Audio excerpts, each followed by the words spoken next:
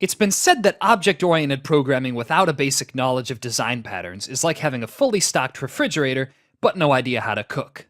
The basic raw materials are there, right? Concepts like classes, interfaces, inheritance, polymorphism, etc. But when you try to actually combine them into a useful whole, the result is, more often than not, a mess.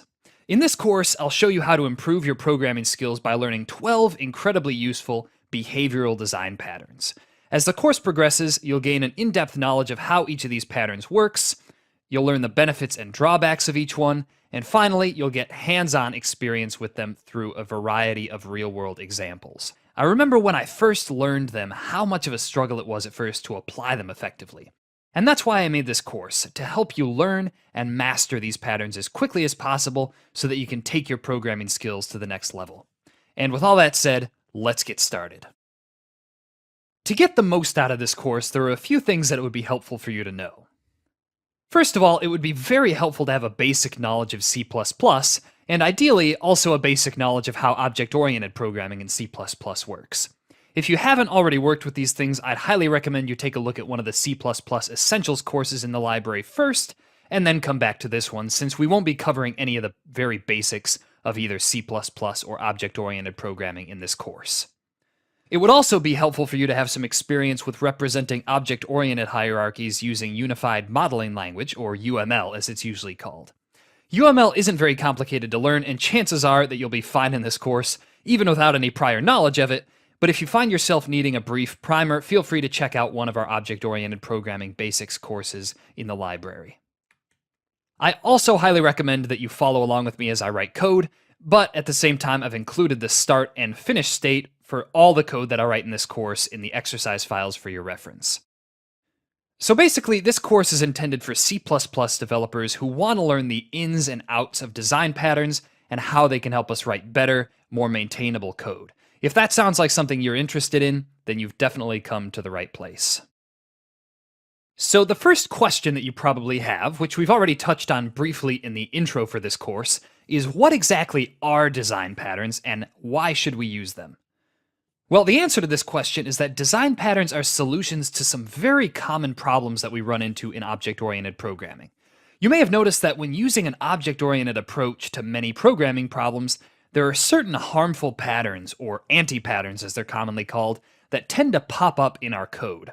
These anti-patterns tend to occur fairly regularly, and they can get out of hand very quickly and negatively influence the rest of our code base if we're not careful. So design patterns then are the positive analogs to each of these anti-patterns. Think about it like this. In real life, when you're confronted with some sort of situation, let's say the person in front of you in line at the grocery store drops a $20 bill, and neither they nor anyone else around you notices. In situations like these, there are two main ways to respond. One, you let the person know they dropped the money, or two, you wait for them to leave and pocket the money yourself. Now, I hope that in that situation, your natural instinct would be to do the right thing and let the person in front of you know they dropped the $20 bill. But regardless, in a similar way, with many programming problems that we're confronted with, there are a right way and a wrong way to go about solving them. Right? The wrong way here would be the anti-pattern that I referred to before, and the right way would be to use the correct design pattern that we'll learn about in this course. Of course, unlike general philosophies for how to interact with other humans, most of us didn't grow up learning about programming design patterns, and that's the gap that this course will aim to fill. So then, design patterns are specific organizational strategies we can use in our programs to ensure that our code remains easy to modify and maintain for the foreseeable future. In this course, we're going to learn about 12 so-called behavioral design patterns, that is, design patterns that deal mainly with how the classes we write in our code bases interact with each other. These patterns will help us maximize the effectiveness of the classes we write and avoid polluting our code bases with code that isn't maintainable. Okay, let's take a look at our very first pattern, which is the chain of responsibility pattern. The situation where this pattern can help us will usually look something like this. Let's say that you're building an application, and somewhere in that application you have several different pieces of criteria that are checked sequentially. So as an example, your application might need to implement different levels of permissions, so it might need to check if a user's authenticated, and then check if they're a paid user, and then check if their plan includes the page they're trying to access, and so on. Or as another example, you might need to validate a string that the user has input. If that string is a password, right, you'd need to check if the password's long enough, if the password includes a number, letter, and symbol. Then it would need to check if the password is one that the user's used before, so on and so forth, right? Now, in both those cases, the naive approach to implementation would be to use a series of nested if statements to make sure that requests are handled correctly. So you'd start off by checking if the length of a string is less than 6. Then you'd move on and check to see if the password contains a capital letter, to see if it contains a lowercase letter, see if it contains a symbol, so on and so forth. Now, this series of if statements works, but it's definitely not ideal. You see, the main problem here is reusability. If you wanted to implement a similar scenario, but with a slightly different series of checks, so for example, if you wanted to validate an email instead of a password, what you'd have to do is you'd have to simply copy and paste any of the relevant checks into whatever new piece of code you're writing. And copying and pasting, as we all know, is usually not the best sign. So here's the basic idea of the chain of responsibility pattern. Instead of having a big cluster of sequential if-then statements that you have to copy bits and pieces of to replicate functionality in different pieces of your application, what if we express this situation as a chain of objects? Right, so each of these objects would only worry about one particular situation. And if the object can handle that situation, for example, if the password isn't long enough, it'll simply handle it accordingly, right? Maybe by displaying an error message or returning an error message, something like that. Otherwise, it'll simply pass the situation on to the next item in the chain. We'll see what this looks like very shortly in code. So first, though, let's take a look at what this situation would look like in UML. All right, well, it's generally going to look something like this. The first part is that we create a handler interface. And handler doesn't actually have to be the name of the interface, but, we're just going to call it that here. And this handler interface is going to have two methods. The first method is going to be for setting the next handler that the current handler will pass the situation onto if it can't handle it. And the second method will be a method for actually handling the situation. So once we have that interface, the next thing we're going to do is we're going to create concrete classes that actually implement this interface. From the password examples I gave earlier, we might have a password to short handler, a password characters handler, a password already used handler, and so on, each of which is going to check to see if it can handle the given situation. And if not, it'll simply call the handle method of whatever the next handler in line is. And once we've created that handler interface and the implementations of it, the client code is where we'll actually set up the chain of these handlers, right? We'll create each of them, and then we'll arrange them in a chain by calling setNext on each of them. And finally, when a situation comes along, we'll simply call the handle method on the first handler in the chain, and if that handler doesn't have anything to say about the situation, it'll call handle on the next handler in the chain, and so on until one of the handlers either can handle the situation, or until there are no more handlers in the chain. So those are the basics of the chain of responsibility pattern. Now that we've learned the basics of the chain of responsibility pattern, let's take a look at a concrete example of what this pattern might look like in code. So I mentioned previously that the chain of responsibility pattern could be used to implement string validation, and that's the example we're going to be looking at here. More specifically, let's say that a user is trying to create an account for our application, and we therefore have 3 strings we need to validate. Right? The first one is the user's name, the second is their email address, and the third is their password. Each of these strings is going to have a different set of criteria, obviously, that it's required to meet. So for the email address, for example, we're obviously going to need to make sure that what the user has entered is actually an email address. And for the password, we'll need to make sure that it's the right length, that the user hasn't entered it before, etc. And these are in addition to any conditions that are shared between each of the strings. In our case here, the only thing we'll be checking to make sure that the strings aren't empty, right? So in other words, we'll want to make sure that the user has actually entered a value. So let's take a look at what this might look like in code. And since I'm on a Mac, I'm going to be using Xcode here, but if you're on Windows, feel free to use Visual Studio or whatever your preferred editor is. And if you're on a Mac, the steps for setting up this project are going to be a little different. So the first thing you're going to want to do is go to File, New, and click on Workspace here. We're going to create a new workspace basically for each of the examples we make. I've just found that it's easier to keep everything organized and separate that way. So let's just call this one chain of responsibility. And we'll click on save. And that should create our new workspace for us. Now, if you want to add the exercise files that I've provided for this course to this workspace, the way you're going to do that is you're going to right-click over in this pane here and go to Add Files to Chain of Responsibility, and then you're going to find wherever you put the exercise files, and that'll basically open it up here, and then you'll just have to drag those into the actual project. Okay, so we have the workspace all set up. The next thing we have to do is actually create a project inside the workspace. That's just the way that Xcode organizes things. So let's go again to File, New, and Project. And that's going to bring up this little window here. We're going to go to Mac OS, click on Command Line Tool, go to Next, and we're just going to give it the same name that we gave our workspace. We're just going to call it Chain of Responsibility. Okay. And for the language, we're going to want to select C++. And for the organization identifier, just put in whatever you want there. It's not really that important. All right, so once we've input those things, we're going to click on Next. And it's going to ask us where we want to actually save this. All right, so for me, that's just going to be in here. I'm going to create a new folder that I'll call C++ Behavioural. Click on Create. And you're going to want to select this Chain of Responsibility workspace in this Add To dropdown, and that'll set it for both Add To and Group. All right, so once you've done that, click on Create. And that should create your project for us, and you'll see that you now have this main.cpp file, which contains some basic starter code.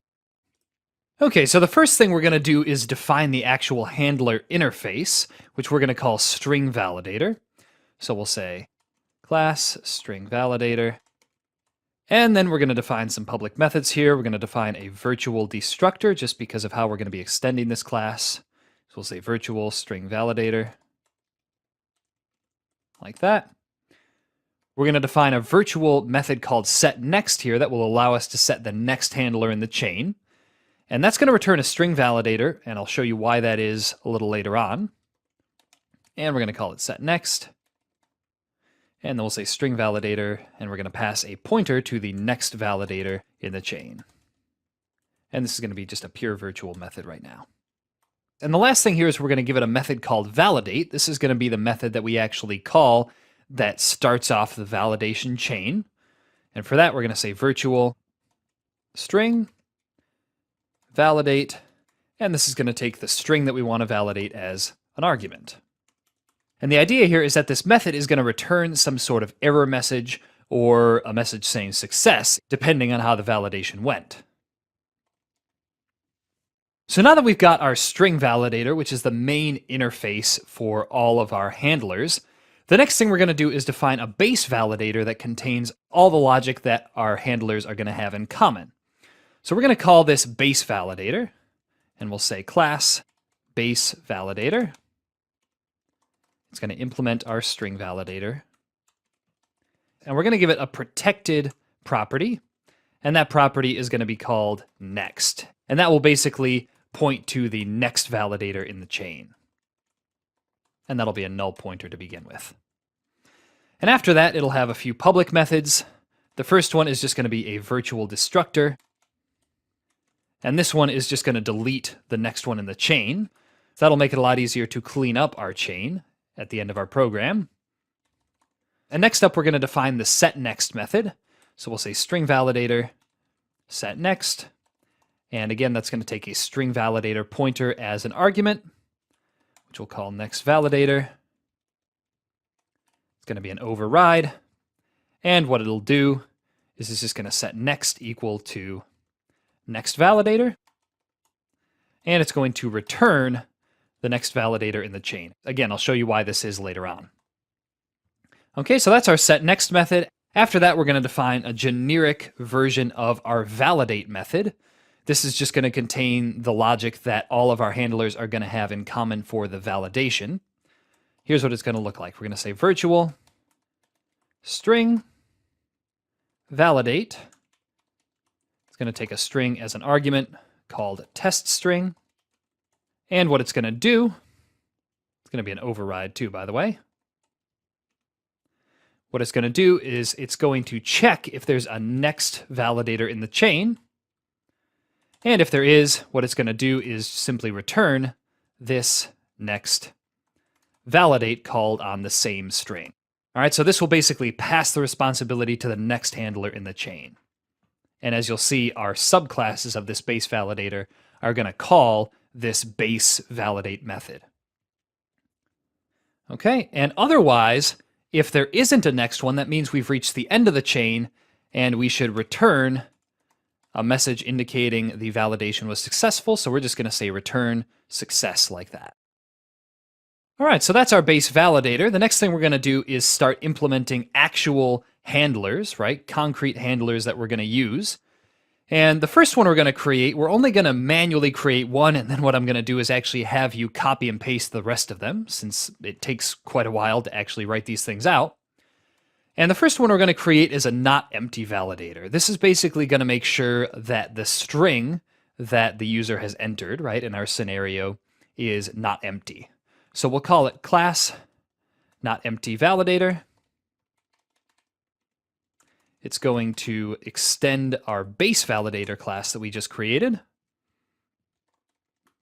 And for the public methods here, we're going to create a constructor. Not that we really need to do that, but just for the heck of it. And then after that, we're going to say string validate. And this is where we're going to write the actual validation logic. Okay, so the sole responsibility of our not empty validator here is to check and see if a string is empty, and if not, then it's going to simply pass the responsibility on to whatever the next handler in the chain is. So what we're going to do, just for a little bit of visibility, is we're just going to print out something to the console that says checking if empty. This will help us see how it's actually working behind the scenes when we run our code. And then we're going to check if the string is empty. So we're going to say if testString.empty. Then what we want to do is return an error string indicating what's wrong with our test string. So we're going to say return, please enter a value. All right. And otherwise, right, if this if statement doesn't execute, then that means that our not empty validator doesn't need to worry about this situation anymore. It can simply pass responsibility down the chain. And the way we're going to do that, since we've implemented this base validator class, is by saying return base validator, and we're going to call our base validator's validate method on the test string, which again will take care of passing that on to the next one in the chain for us. Okay, so that's what our validators are all going to look like, basically. And again, I mentioned that typing these things out takes quite a long time. There are about 3 more that I wanted to add.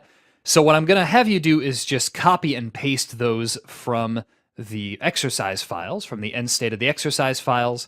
You're going to copy length validator. All right, you're going to put that under not empty validator. That's going to look like this. It basically just makes sure that a string is longer than a certain length. After that, you're going to copy and paste the regex validator. What that does is make sure that a string matches a certain regular expression, right? So it makes sure that it's an email or something. So we're going to paste that under the length validator. And when you do that, you're going to have to go up to the top and include regex. Okay, that will give us the functions that we need to use here. There we go. And after that, you're going to copy and paste both the history validator and the function above it, which is called inArray. And what the history validator does is it allows us to specify what the previous entries for that string have been.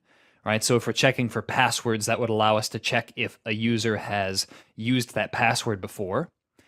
And this little inArray helper function that we defined just checks to see if a given value is in a vector of strings, right?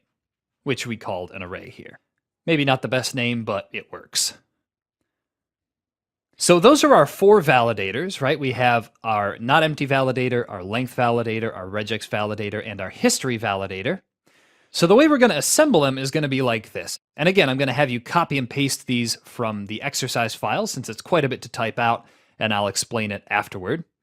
So what you're going to do is copy and paste the contents of main in the end state of the exercise files. There we go.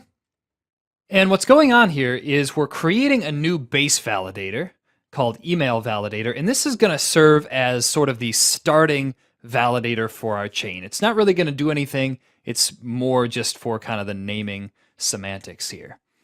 So we're creating our email validator chain, and what we're doing then is we're setting the next ones in the chain to check, first of all, if it's not empty, and second of all, if it matches the email regular expression, which you don't have to know by heart, is that thing right here. All right. So once we've created our chain, which only uses 2 of the validators we saw earlier, we're going to check the emails by calling email validator.validate on several different strings, right? So we're calling it on an empty string. We're calling it on a string that is not actually an email address. And finally, we're calling it on something that is an email address. Okay, so let's run this code and see what happens. And there we go. So we see what's happening is when the input is empty, we see that we get this string printed out checking if empty. That is from our not empty validator. And we see the value that it returns, which says, please enter a value. Okay? So in other words, it only got to the not empty validator in the chain, and that returned a string, right? So that said, okay, I'll handle that and return something, so we didn't need to go further in the chain. With the second one here, what we did is we passed in a string that was not actually an email address. And so we see that it checks if empty, right? It's not empty, so it passes that on to the next handler in the chain that says checking regex match. And that one actually catches it this time and returns a string that says the value entered does not match the proper format for an email address. And last but not least, we pass in an actual email address. We see that it checks if it's empty, it checks if it matches the regular expression, and last but not least, it returns success since none of the other handlers could handle it, right? So that's how it works. And one last thing that I wanted to point out is the reason up here in our validator that we had setNext returning a string validator pointer is so that we could do this cool sort of chaining thing here when we're creating our chain of responsibility, right? So we can say email validator setNext, setNext. If we wanted to add more to the chain, we could just continue saying setNext, etc. Okay, so this was how we checked an email. And my challenge for you now, which you can just do on your own time, is to incorporate the other 2 validators that we defined, right? The history validator and the length validator to create a password validator chain, just like our email validator chain that we created here. So again, feel free to do that on your own time, but this here has basically demonstrated how we can implement the chain of responsibility pattern in C++. Okay, it's time for our second design pattern, which is called the command pattern. The command pattern can help us greatly reduce coupling between different classes in our application, as well as make certain pieces of functionality much more reusable, as we'll see. And it does this by expressing the different events that can occur in our application as their own classes. And we'll look at the details of this shortly. So in order to get a better idea of how the command pattern works, let's take a look at an example where this pattern might be helpful. So in most applications that we write, any changes that we want to make usually take place by one piece of code directly calling another piece of code. So as an example, let's say that we're building a drawing application of some sort, and that this application has a clear canvas button that deletes all the lines, colors, etc. from the screen. Now, this clear canvas button would probably perform its action by having a reference to the editor and making a direct call to the editor's editor.clearAll method, or whatever we choose to call it. And that might call something like strokes equals empty array, something like that, right? However we choose to actually store the actual shapes in our editor. And this way of organizing things works, but it's not really the best way of doing things. The main problem with this kind of setup is that it couples pieces of our code together pretty uncomfortably, right? It forms a tight coupling between different pieces of code since our buttons know about our canvas. So what is the command pattern then, and how can it help us with the problem that I just outlined? Well, the basic idea of the pattern is this. Instead of the changes in our programs taking place as concrete method calls, we express each change as its own command object with an execute method and member variables that contain all the parameters for the command. So in the case of our drawing application that we just looked at, we might have a draw line command, a change color command, a delete object command, and so on, right? So you might be wondering what all that is going to look like in UML. Generally, it'll look something like this. We're going to create a command interface with an execute method, as I said, that all its subclasses have to implement for themselves. And once we've done that, for each event that needs to occur in our application, right, for example, a user clicking on the Clear All button in the painting application we mentioned earlier, we create a class that implements this command interface.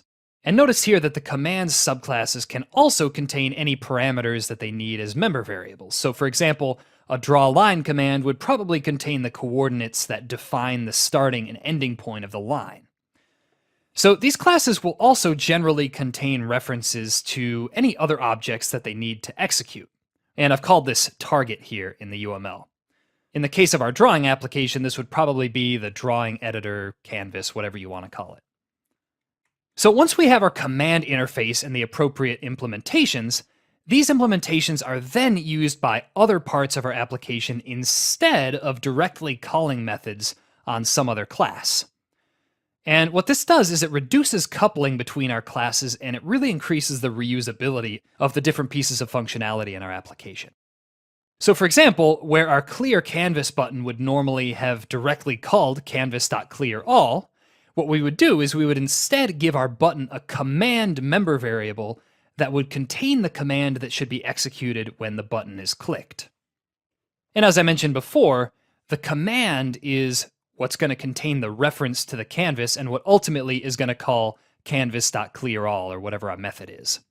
We'll see what this all looks like very shortly when we go through a coding example. And that's the basic structure of the pattern. Okay, so now that we've learned the basics of the command pattern, let's take a look at a concrete example of what this pattern might look like in code. The example we're going to be looking at here is the idea that I mentioned previously of using the command pattern to make buttons in an interface reusable. Let's see what that looks like. So first of all, if you take a look at the starting state of the exercise files, which is what we have here, you're going to see that we have a piece of code without the command pattern. More specifically, what we have is we have this button class here. And in order to create different buttons that do different things, we've created subclasses of that button class, each of which does its own very specific thing and contains all of its own logic. And the problem with this is that if we wanted to duplicate the functionality of one of these buttons, say the triangle button, we'd have to simply copy and paste all of this code into a new subclass. And additionally, the other problem is that each of these buttons contains its own reference to the canvas, which means that we're pretty much limited to using these buttons in this exact situation, right, in an application with a canvas. So let's see how we can prevent these things using the command pattern.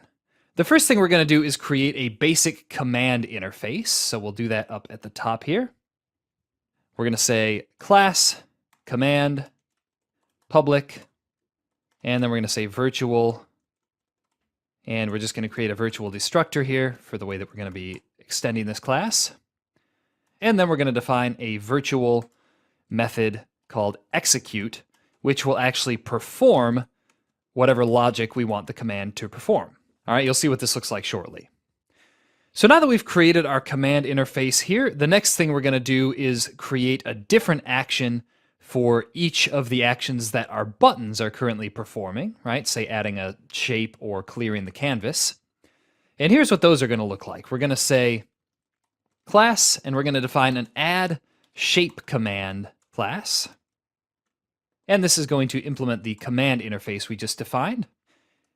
And what this command is going to do is it's going to have a string with the name of the shape we want to add.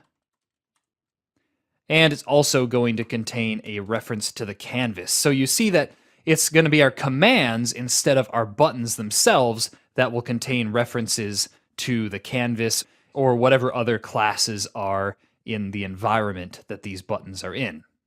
So now that we've defined those member variables, the next thing we're going to do is define some public methods. We're going to define the constructor, add shape command. It's going to take a string reference as an argument, and it's going to take a canvas pointer as its other argument. Okay, and then we're just going to say shape name, and canvas. Okay, so next up we're going to implement the execute method that we defined on our interface. And what that's going to look like for our add shape command is we're just going to call canvas add shape with the shape name that we passed to the constructor of our add shape command class. Okay, so that's the add shape command. The only other command that we're going to define here is going to be the clear canvas command. All right, so we're going to say class clear command, and we'll say public command. It's going to have a pointer to the canvas that it's going to make the changes to. It's going to have a constructor, which is just going to take the canvas pointer and set it. So canvas.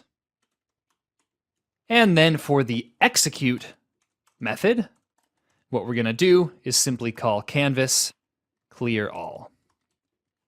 Okay, so it's our clear command and add shape command that are actually performing these actions, again, instead of the buttons that we've defined. So now that we've got the two commands for our application, what we're going to do is delete our button subclasses and convert our button class, right, our button superclass here, over to use the command interface. All right, so let's delete our add triangle button, add square button, all of these other button subclasses. Okay. And we're going to change our button superclass here a little bit. First of all, we're going to add a command pointer as a member variable to our button. So we're going to say command. This is going to be the command that the button will actually perform. And then we're going to create a constructor that will actually set this member variable. We're going to say button, command, and set that member variable like this, command. Okay, and then we can remove this virtual destructor, and we can also remove the virtual from this click method and implement it, right? Since we'll only need one button class from now on. Now, all this click method is going to do is simply call the execute method of our command, and it'll basically let the command take everything from there, right? It'll let it execute all of its logic. And that should be all the modifications we need to make for now. So what we're going to do is we're going to copy and paste the test code over from the end state of the example code, right? It's just a bunch of stuff that we don't really want to have to type out right now. And that's going to look like what we see here. Okay, so we're going to copy and paste over the contents of the main function, as well as the vector to string helper function that you'll find right above it.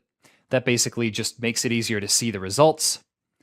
So once we've done that, if you look at what's going on in the code here, we're basically creating a new canvas, and then we're creating our add triangle, add square button, and clear buttons. And the way we're doing that is those are all instances of the single button class in our application now, and we're simply passing a different command to each of those buttons we're creating, right? So our add triangle button is simply an instance of the button class with an add shape command passed to it in the constructor, right? And likewise for our add square button and clear button. So if we run our application now, we should see that it works, and let's see what the output looks like. So we're going to see that as we go through and simulate clicks on our buttons, those actually add shapes to the canvas just like we'd expect. And the beauty of this, again, is that our buttons no longer have to know about the canvas, right? If you look up at where we define the buttons, you'll see that it's only the commands themselves that have any knowledge of the canvas. And what this means is that we could use our buttons in a wide variety of applications, not just ones with that same canvas class. And we could also reuse the functionality of different commands if we needed to, right? So if we needed to have, say, a button and also some kind of drop-down menu item that performed the same command, we could simply create a single command and assign that to both of those interface elements. So that's what the command pattern looks like in C++. Hopefully you see the benefits there. Okay, let's take a look at our next design pattern, which is called the mediator pattern. The mediator pattern is generally used when we have a number of classes that are all interdependent on one another in complex ways. When this happens, it can very often lead to complex and tightly coupled code, and using the mediator pattern can help us simplify and keep better track of our dependencies, as well as reduce this tight coupling. So let's take a look at an example of this. Let's say that you're creating an onboarding flow for new users of an application. Now, as most good onboarding flows do, yours needs to take into account the user's previous answers and adjust what they see accordingly. So for example, if the user enters that they're currently employed, right? Maybe this is a piece of tax software or something. What you'll need to do then is show them the appropriate interface elements for entering their employment data. And if they enter that they're married, let's say, you'll then need to display the correct elements so that they can enter their spouse's information as well. Now, the difficulty here comes about because you generally end up relying on the elements themselves to handle all these dependencies and corresponding logic. And what this means is that the marital status text box, in this case, would have to directly know about the spouse info form, and likewise with the employment information and any other piece of the onboarding flow that relies on some other part of the interface for its behavior. Now, what this leads to is almost always a very complex web of dependencies that all but destroys the reusability of any individual element, right? Since ultimately all of the elements become tightly coupled to all the other elements in the interface. In other words, none of the classes that you use to define your interface will be directly reusable without bringing all the other classes along with it. Right? And note that even though I'm using just a user interface as an example here, this is also true for non-visual things. Basically, any other group of classes where there's a tight web of dependencies in between them. So that's the problem. Here's how the mediator pattern goes about solving it. What the mediator pattern does is instead of having all of the classes depend randomly on other classes, right, as in the onboarding example we just talked about, what we do is we define all of the relationships between these different classes in a single, what we call mediator class.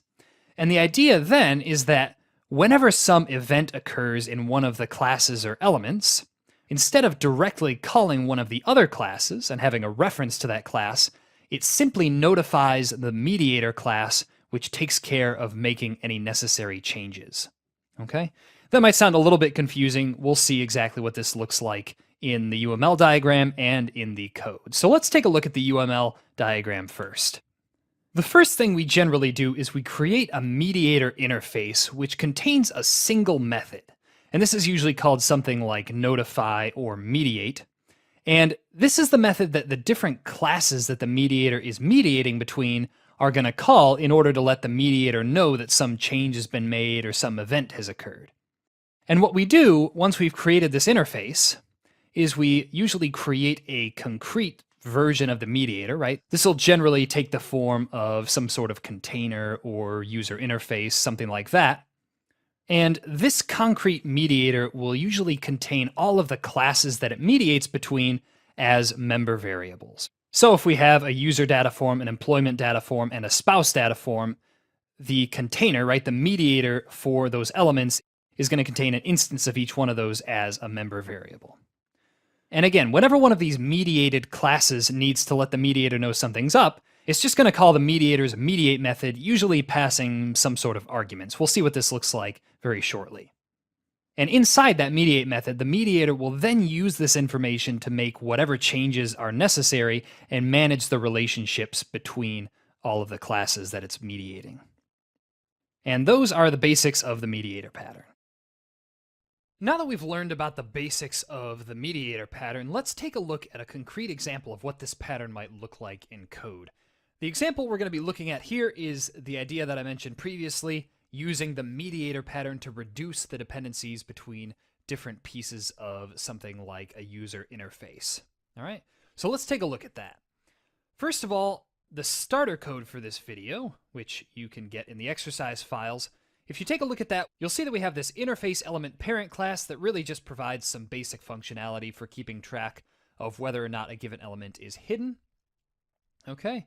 And other than that, we have several subclasses of this interface element class. We've got a button element, we've got a text box, we've got a checkbox, we've got a submit button, we've got a name text box. Now, the main problem here, as I mentioned earlier, is that these bottom-level interface elements, like this name text box, for example, all know about each other, which means that they're tightly coupled and therefore not at all reusable.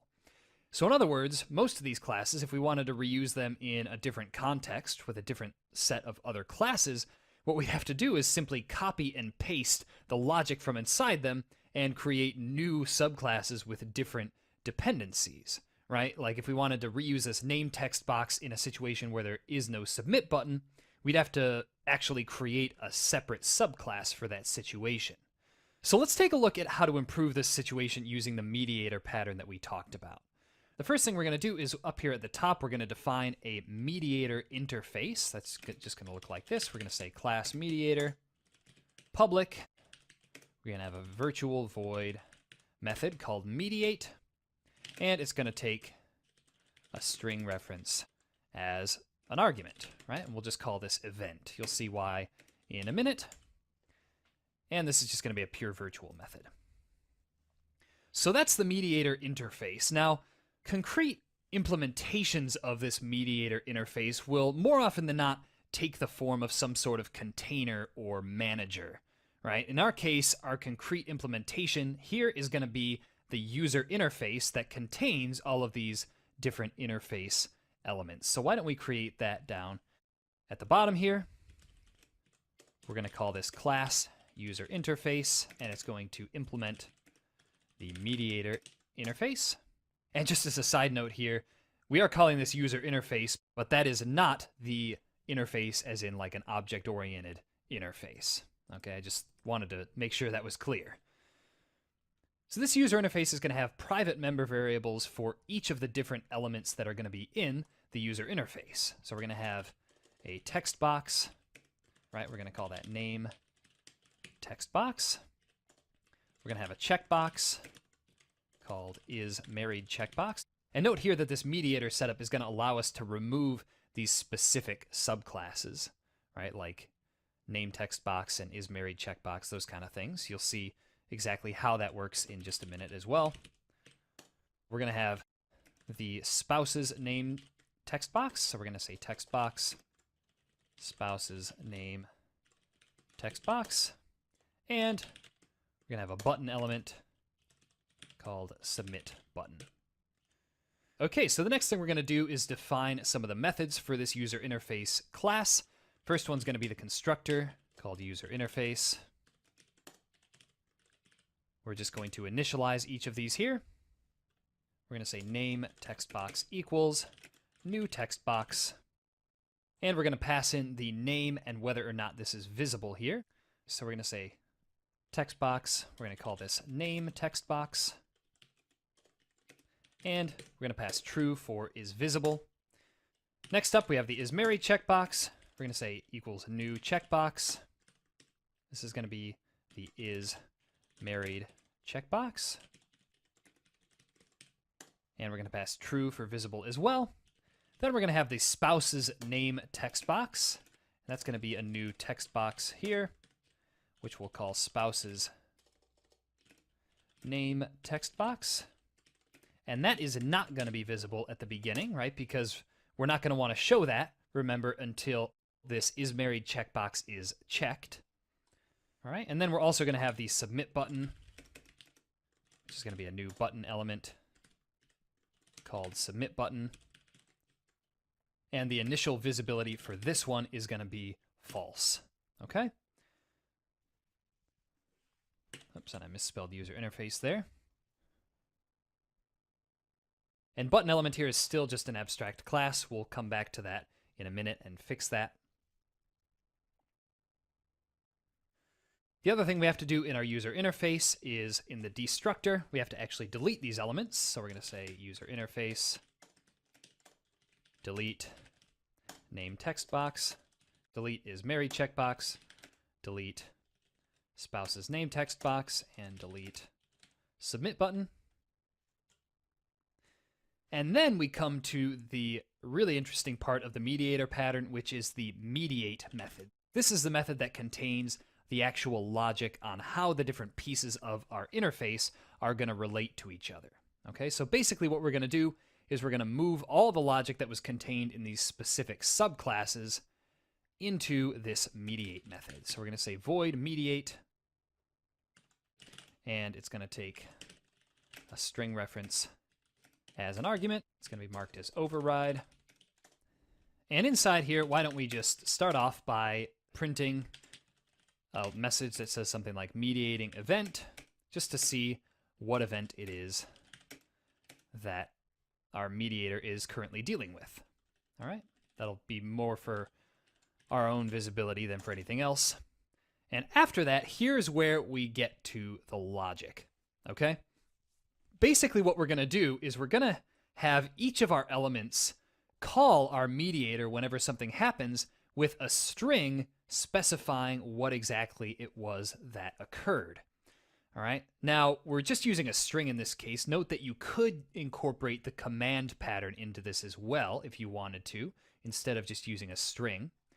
So basically what's going to happen is, for example, when the is married checkbox is clicked, our mediator is going to get called with the event string that's something like is married checkbox is checked or something like that. We'll implement that in the checkbox and text box and button element classes in just a minute here. But first, let's just define the logic. So we're basically going to be checking here what the event string is. All right, so we're going to say if the event is that the name text box is empty, which is one of the cases that the name text box itself is currently handling, then what we're going to do is we're going to hide the submit button. So we're going to say submit button, set visibility to false. All right, so that's one situation that our mediator is going to handle. Then we're going to say else if event equals, and we'll have another event that's name text box is not empty.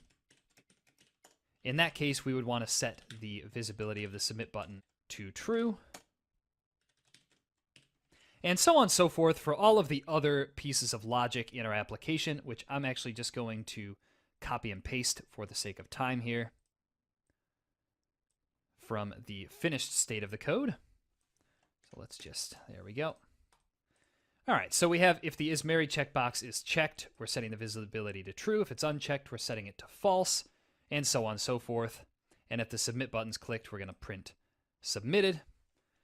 We're probably going to want to have one last thing here, just in case we get an event that we don't know how to handle, where we'll say something like unrecognized event.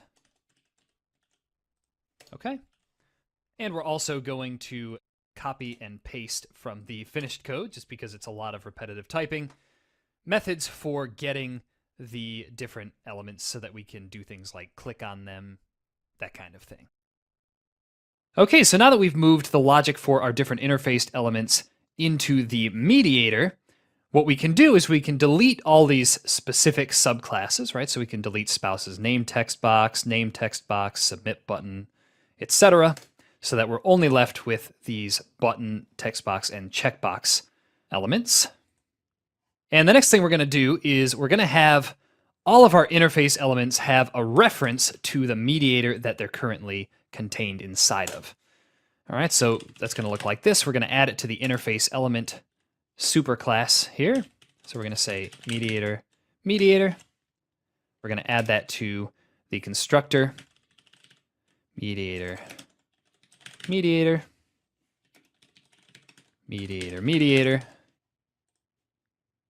And the mediator is protected, so the subclasses will have access to it. All right, so now we just need to add the mediator to all of the constructors for these other classes as well. I'm just going to copy and paste it to make it easier.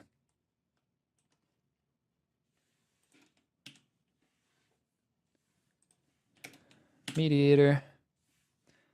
Add the mediator here. And we're going to add the mediator to where we call the interface element constructor as well.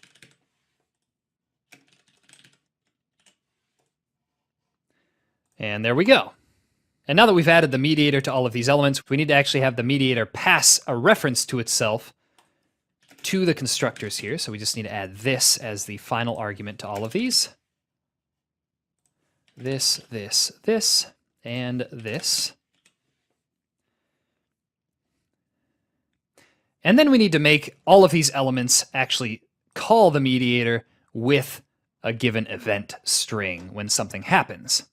All right, so for our button element, for example, what that's going to look like is we're going to implement this click method here. And we're just going to say when it's clicked, we want mediator mediate and call that with the name of the element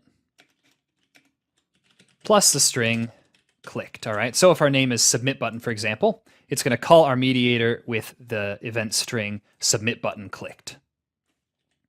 Okay, and we need to do the same thing for our text box. Our text box, the only events that that's going to care about is whether or not it's empty. So what we're going to do is inside this change text method, we're going to check to see if the new value is empty. We're going to say if new value dot empty. We're going to call the mediator's mediate method with the name plus empty. All right, so is married checkbox empty, for example. Otherwise, if it's not empty, we're going to call the mediate method with an event string saying name plus not empty. And note that this string thing is just one way of doing it. It's probably not the best way of doing it. You might want to have an enum or something if you were going to really do this in a bigger program to avoid typos. But for our case here, it's going to work just fine. Okay, and last but not least, we're going to have our checkbox, for which we're basically going to do the same thing as up here. We're just going to copy that if statement and paste it here, and we're going to say if is checked. We're going to change this to is checked. Otherwise, we're going to change this to is unchecked. Okay, and that should be all we need to do. The last thing that we're going to do here is let's write the client code for using this mediator. All we're going to have to do for this one is we're going to say user interface UI equals new user interface. Then we'll delete that down here at the end. And I accidentally deleted the return 0 thing. And then what we're going to do is we're going to print out a description of all the elements. Remember that this interface element thing has a getDescription method that we can call that simply tells us whether or not any of the elements is visible. That'll just show us the results of the actions we're going to take here. So we're just going to say interface element, create an array of interface elements here. And we're going to use the methods that we created earlier to get references to the getName text box, the getIsMarried checkbox, the getSpouse'sName text box, and the getSubmit button. Okay. And then we're just going to print out all of these. We're going to say for auto element in elements. We're going to say cout element getDescription with a new line. Okay, so that'll print out the initial state of all our elements. If we run this now, we'll see that as it starts off, our name text box is visible, our isMarried checkbox is visible, and our spouse's name text box and submit button are not visible because of the state of these other two elements. So the next thing we're going to do is we're going to check that isMarried checkbox. So we're going to say UI get isMarried checkbox, set is checked to true. And then we're going to print out all our elements again. All right, so we might want to add another new line here just to keep them separate. So if we run this again now, we'll see that after checking the isMarried checkbox, our spouse's name text box is now visible. And if we were to change the text in the name text box, which I'll just leave as something for you to do, and print out all our stuff again, we would see that the submit button would become visible as well. So again, the point of all of this is that the mediator pattern allows us to put all of the dependencies, put all of the logic of how different pieces of something like an interface work together into a single class so that the elements themselves, right, the classes themselves, don't actually have to know about the other ones. So that really goes a long way toward decoupling our code. Okay, on to our next design pattern. The pattern we're going to be looking at here is called the observer pattern. Now, you may have already heard of or even used this pattern before. It's used to help control the flow of events in our program in such a way that only the parts of our code that care about certain events are notified of their occurrence. So let's look at a situation where the observer pattern could be useful to us. Let's say that we're building a chat application or some other similar program. Now, obviously, when one user sends a message, only a very small subset of the users of our application should actually receive that message.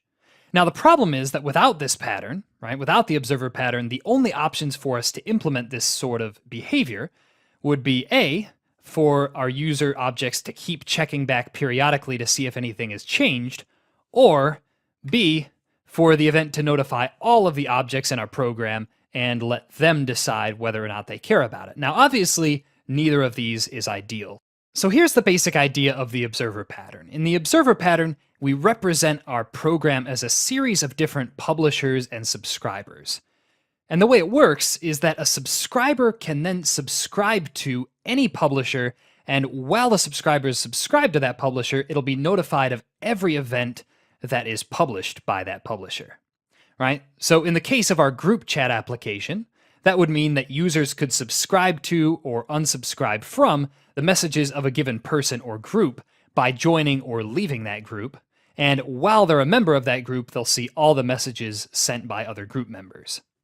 So that might sound a little confusing. It's actually much simpler than it first appears. So let's take a look at what the UML looks like.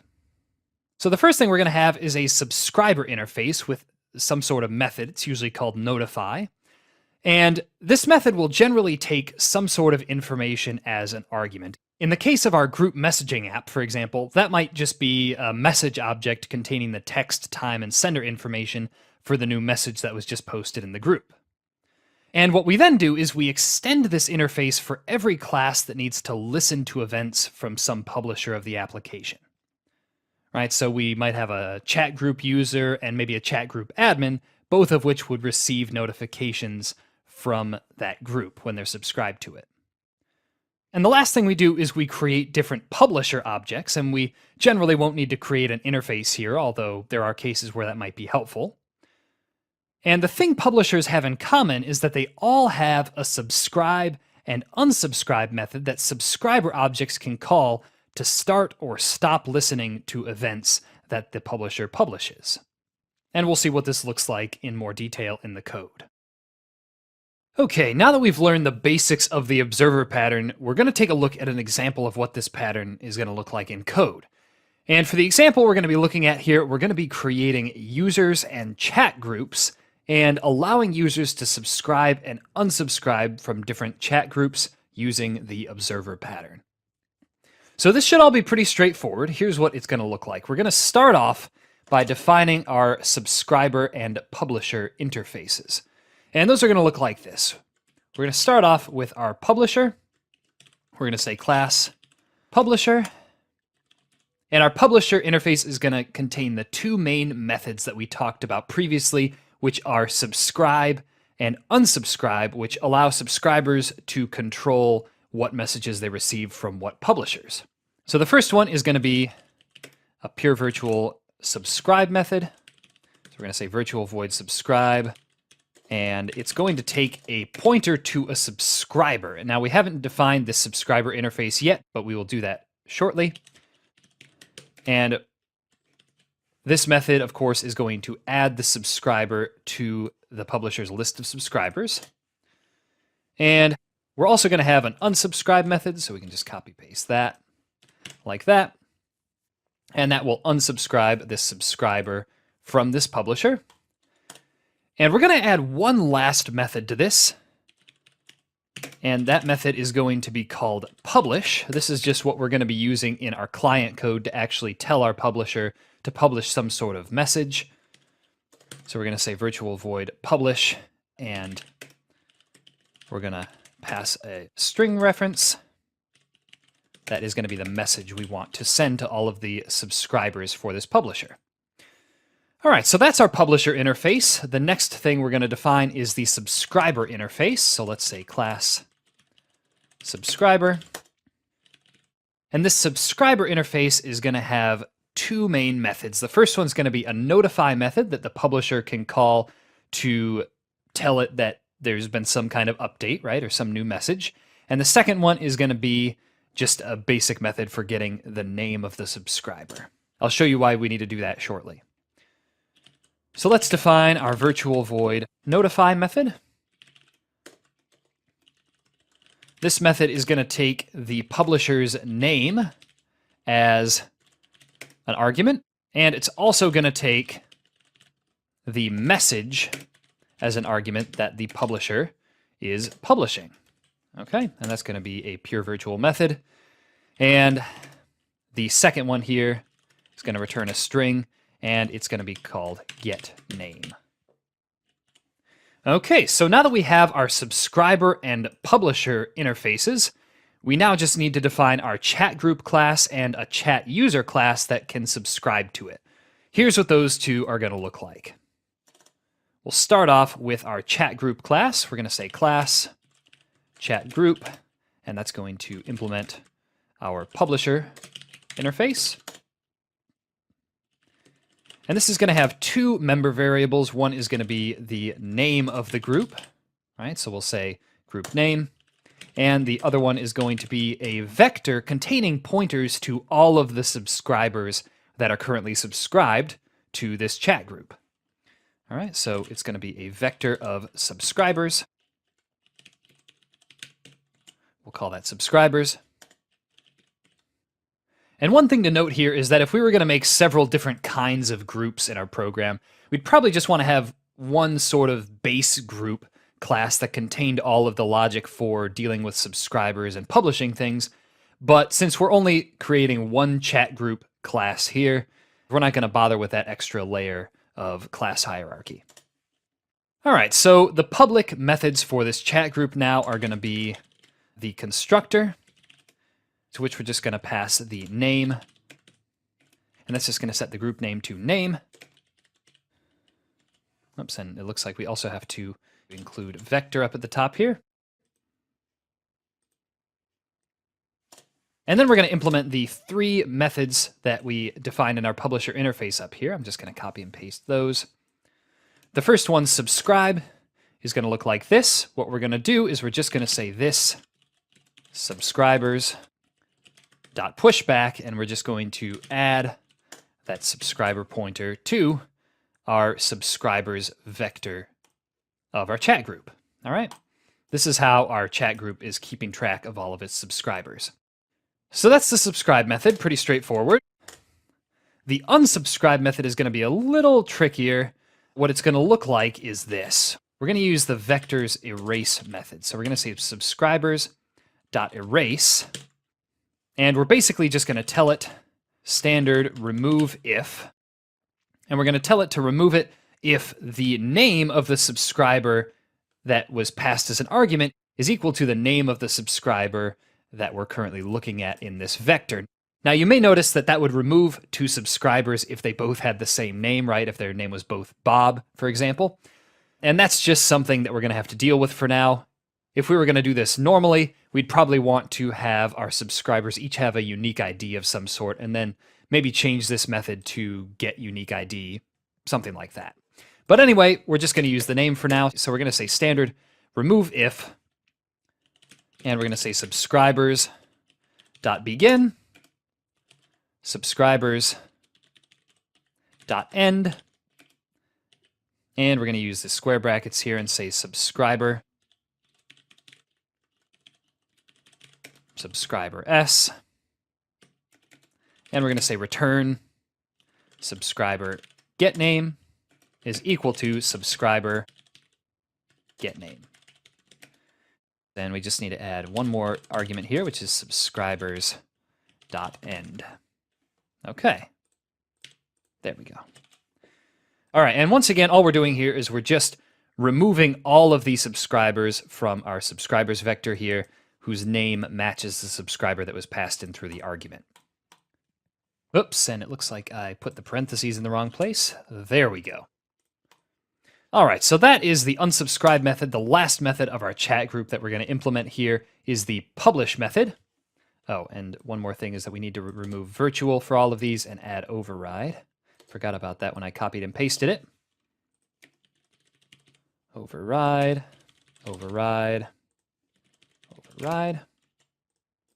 And for publish, all we're going to do is loop through all of our subscribers and call subscriber notify, okay?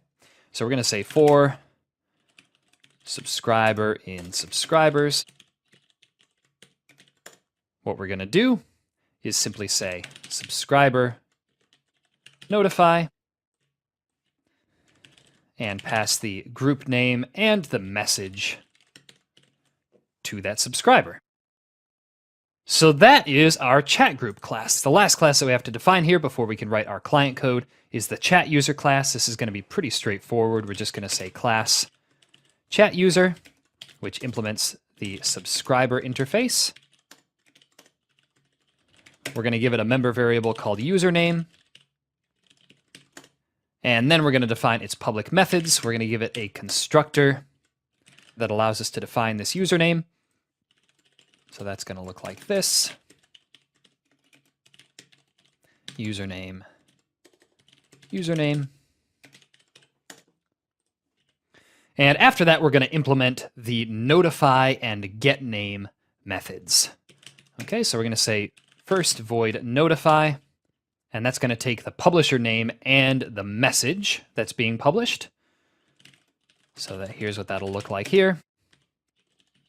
Publisher name and string message. And what that's going to do, for now, we'll just have our chat users simply print out the publisher name and the message to show that everything's working. So we're going to say cout username, and we'll say received a new message from publisher name. And then we'll print the message, as well as a new line. Okay. And that's all we're going to do for notify. Obviously, in a more complex application, you'd be doing something a little bit more involved here. But, you know, just to demonstrate this pattern, that's where we're going to stop. And now we just need to define the getName method that we defined in our interface. Oops, and let's mark this as override as well. Just, there we go.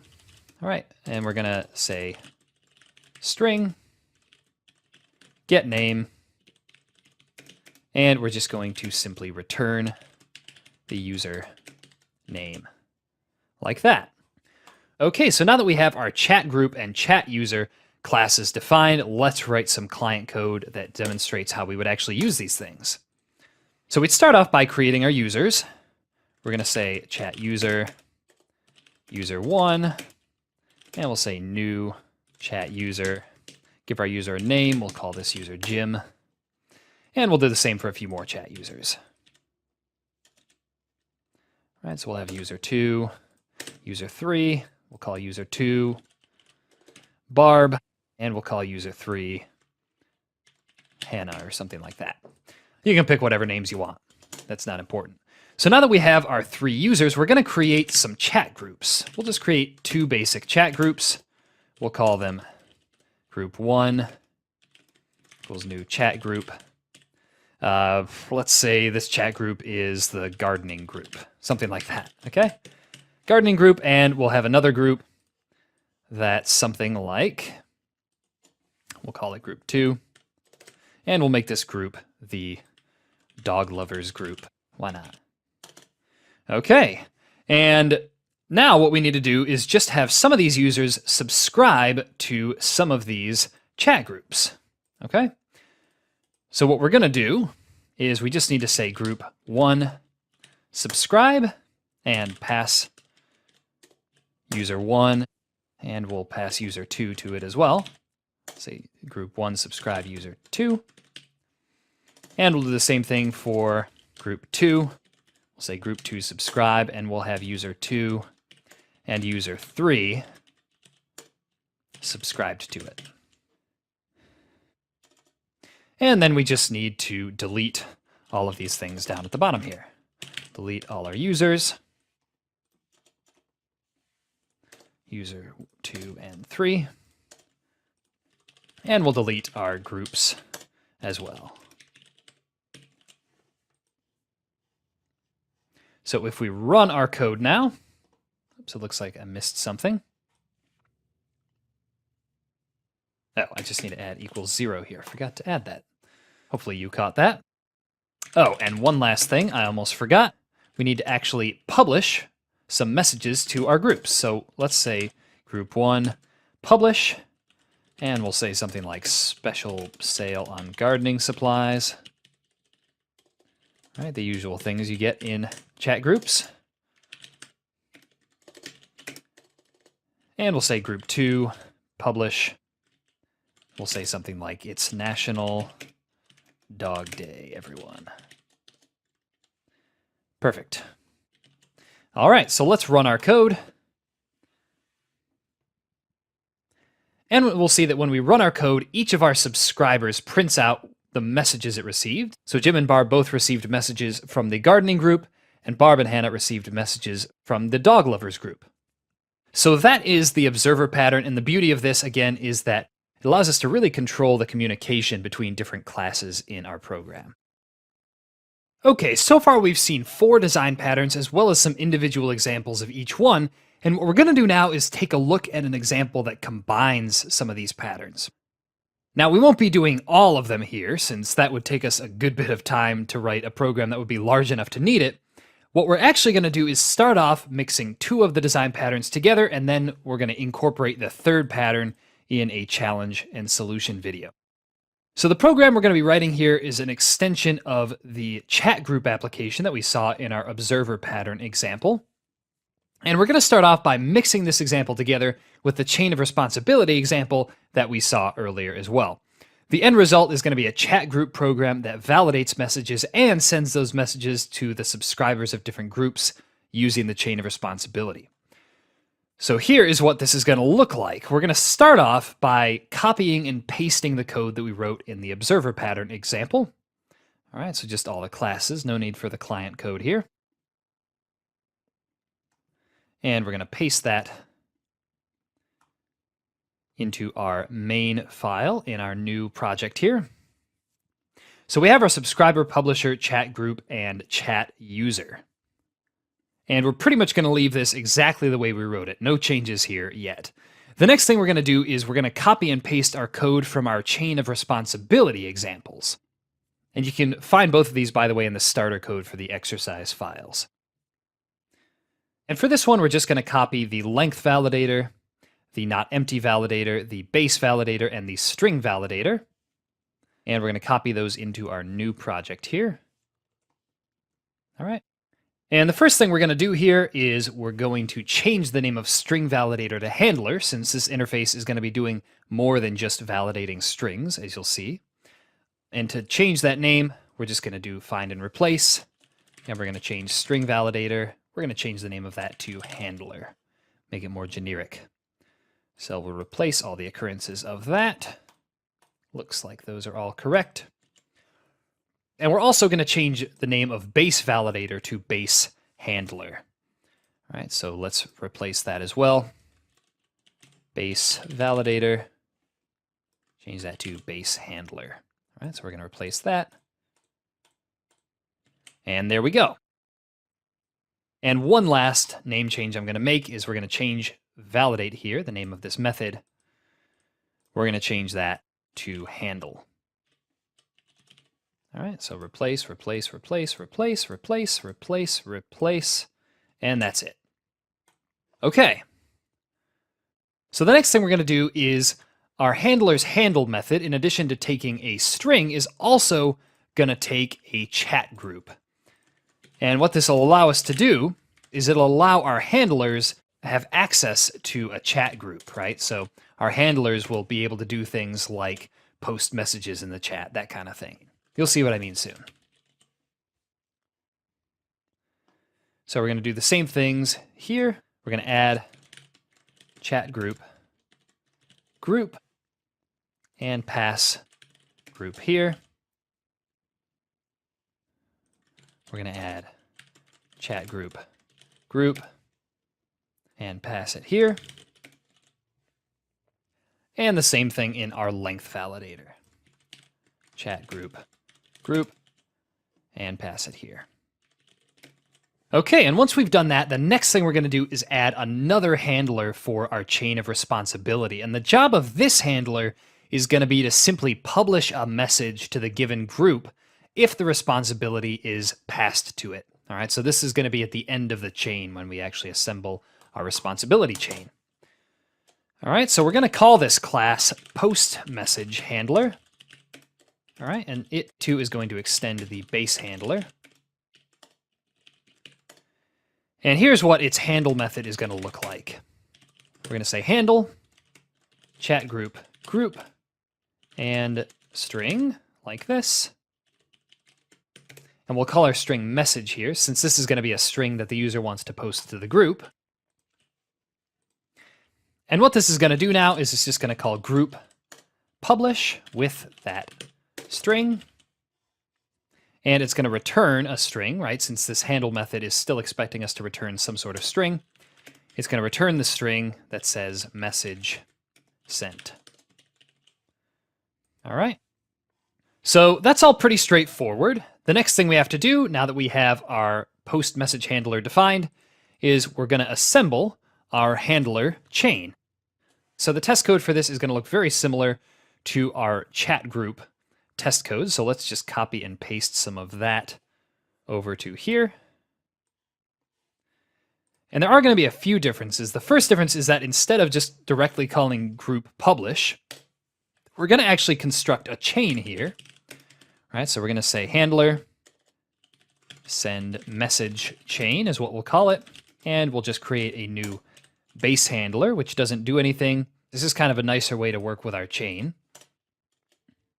And then we're going to say send message chain, and we're going to say set next, and we're going to set the first handler in the chain to a not empty validator. And then we're going to set the next one in the chain to a length validator. And we'll just say our messages have to be longer than 2 characters, although generally that's not a restriction that you see in chat apps. And the last thing we're going to do is set the final handler to this post message handler. And remember that if control gets to this post message handler, it will simply post the specified message to the specified group. Okay. So we have our send message chain. The next thing I'm going to do is copy and paste some of the test code from the finished state of this video. It'll just make that a lot easier for us. And the last thing we have to do is delete our send message chain at the end of all of this. And we should be good now. So let's run our code and see what happens.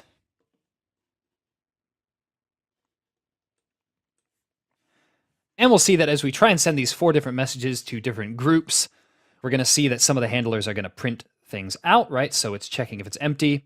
And what we get back is please enter a value, right? That's when we try and post an empty message. When we try and send a message that's too short, we get this string back saying, please enter a value longer than 2. And when we send valid messages, we're going to see that it goes all the way through the chain. And then we're going to see that the actual chat users that belong to that group log out that they received the message in question. All right. And that is an example of how we could combine the observer pattern and the chain of responsibility pattern.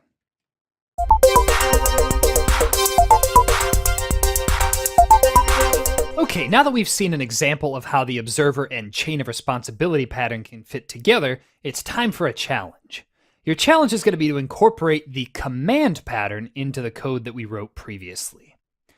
So to be more specific, you may have noticed that all our handlers know about the chat group class, which creates some unnecessary coupling between those 2 classes. In order to reduce this coupling, what we can do is we can modify our handlers so that instead of taking a chat group and a string as arguments, they actually take a command as an argument. All right, so we'll be replacing these two things with a single command. And this command then is what will actually contain the reference to the chat group as well as the string that the user wants to post there. So this challenge should take you about 10 to 15 minutes. Once you've finished it, feel free to move on to the next video where I'll show you how I would go about solving this.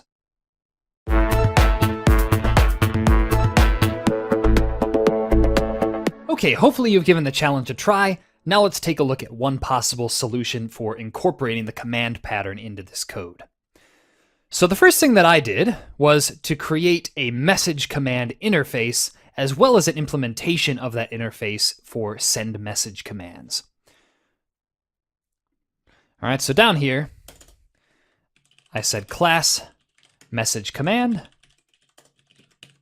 And just like we created our command interface in the corresponding video, what I did was I just gave this a virtual destructor, a virtual execute method, and a virtual getMessage method. Okay. And once I defined that interface, the next thing that I did was created an implementation of that, right, called send message command. This command is meant to represent, of course, when a user wants to send a new message to a given chat group. And this send message command, which has to implement the message command. Here we go, public message command. This is going to have two member variables. The first one is going to be chat group, and the second one is going to be a string. So the chat group is the group that whoever's trying to send this message is trying to send it to, and the message is the actual text that they're trying to post to the group. All right, so now that we have those things, we're going to define a constructor, which is just going to look like this. Chat group, and string message. And we're going to say chat group, and message. All right, and the next thing we need to do is define the getMessage and execute methods in this class. So we're going to start off with the getMessage method. So we're going to say standard string, getMessage, and simply return the message member variable. And we're going to say void execute.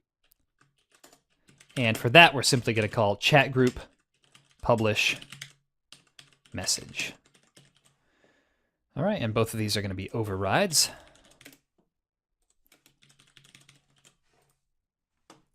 And that's all we need to do for our send message command class. After that, all we had to do was change the chain of responsibility classes to use this message command interface instead of the chat group and string that they'd been using before. All right, so in our handler, we changed this from a chat group and string to a message command. Say message command. And likewise with these other ones as well. Change handle to message command.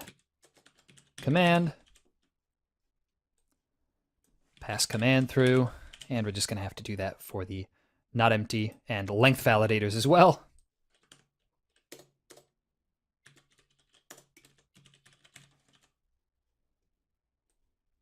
Pass command, and for the length validator.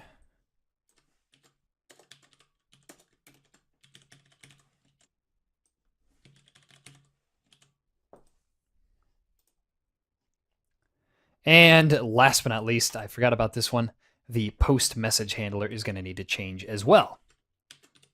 All right, message command. Okay. And there are a few more changes we're going to have to make.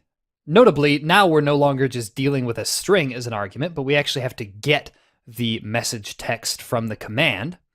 And the way that we're going to do that here is instead of saying teststring.empty, we're going to say command getMessage, .empty. And likewise, here we're going to say command get message. And here we're going to say publish command get message. All right, and then we just need to define some new messages here. And I'm going to copy and paste those again from the final state of this code.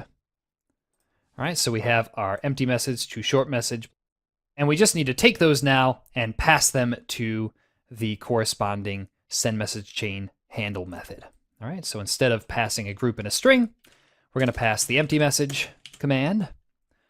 Instead of a group and a string here, we're going to pass the to short message command.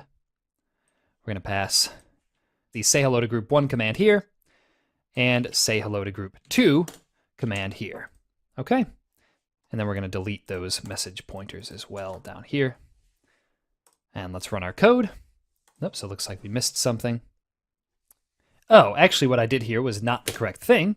What we want to do instead is simply call execute on this command here, right? So we don't even have to worry about the group or the actual message at all in our post message handler. We're just going to say command execute just like that and return message sent. Okay. So now let's run our code, see if it works. And sure enough, we're going to see that we get the same output as before, except now we're using the command pattern instead of all our validators and handlers having to know about the different classes outside of their context. And that's about it. Just keep in mind that this is only one possible way of doing things, so don't worry too much if your solution looked a little different than mine. Okay, on to our next design pattern, which is the interpreter pattern. Now, the interpreter pattern is generally used in situations where, either because it makes our job easier or because it's a necessity, we need the software we're writing to be able to understand a language that it wouldn't normally have the capability of understanding. Okay, so you might have a hard time coming up with examples of this, but there are actually a lot of situations where this pattern can be applied. A few examples of this might include if our program needs to be able to understand and execute mathematical expressions, input as strings by the user, right? So if we're writing a calculator program, for example. It might also be used if our program needs to have some kind of capacity to understand human languages, such as English or Spanish. And this might be the case if we wanted to implement some sort of text-based interface for the user to interact with our program. Right, so the idea there would be that they could type in something like delete all unverified users, and our program would be able to understand that. And just one last example of this would be if we needed to decode some kind of system, such as Roman numerals, and parse those into machine-readable numbers. So in all those situations that we just talked about, we can generally use the interpreter pattern to define what's referred to as a grammar that our program can then use to transform things that it doesn't understand, such as basic English expressions or Roman numerals, into things that it does understand. Now, you're probably wondering what on earth this pattern could look like. Well, it's actually deceptively simple. We generally have an expression interface, which is then implemented by two different types of expressions: terminal and non-terminal expressions. And the way this works is that the logic inside these expression implementations defines what's called a grammar for the language we're defining. And what it does is it recursively breaks down whatever expression we're trying to parse until it reaches terminal expressions in every part. And then what it does is it uses the non-terminal expressions to combine these terminal expressions until it reaches a final something, right? Whatever it is that we're trying to turn the language that we give it into. So from the example that we see here, we might have a mathematical equation represented as a string, and we break it down into a series of expressions, where the numbers are the terminal expressions, and the operators are the non-terminal expressions. Okay, and then what our expressions contain logic for doing is using those non-terminal expressions for combining the actual terminal expressions until we get our final result. Now, this might seem pretty complex, and it definitely can be, depending on the language that we're trying to define. But with things like mathematical expressions, the rules are generally pretty straightforward. And we'll see how this works in code as well. Okay, so we've learned the basics now of the interpreter pattern. So we're going to look at a concrete example of what this is going to look like in our code. And for the example we're going to be looking at here, we're going to be creating a very simple program that will use the interpreter pattern to express simple mathematical equations. And don't worry, this is going to be pretty painless, I promise. So the first thing we're going to do here is create our expression interface. This will be what we use to define the grammar that I talked about earlier. Okay, so we're going to create a very simple interface here called expression. And it's going to have a single method, which is going to be a pure virtual method called evaluate.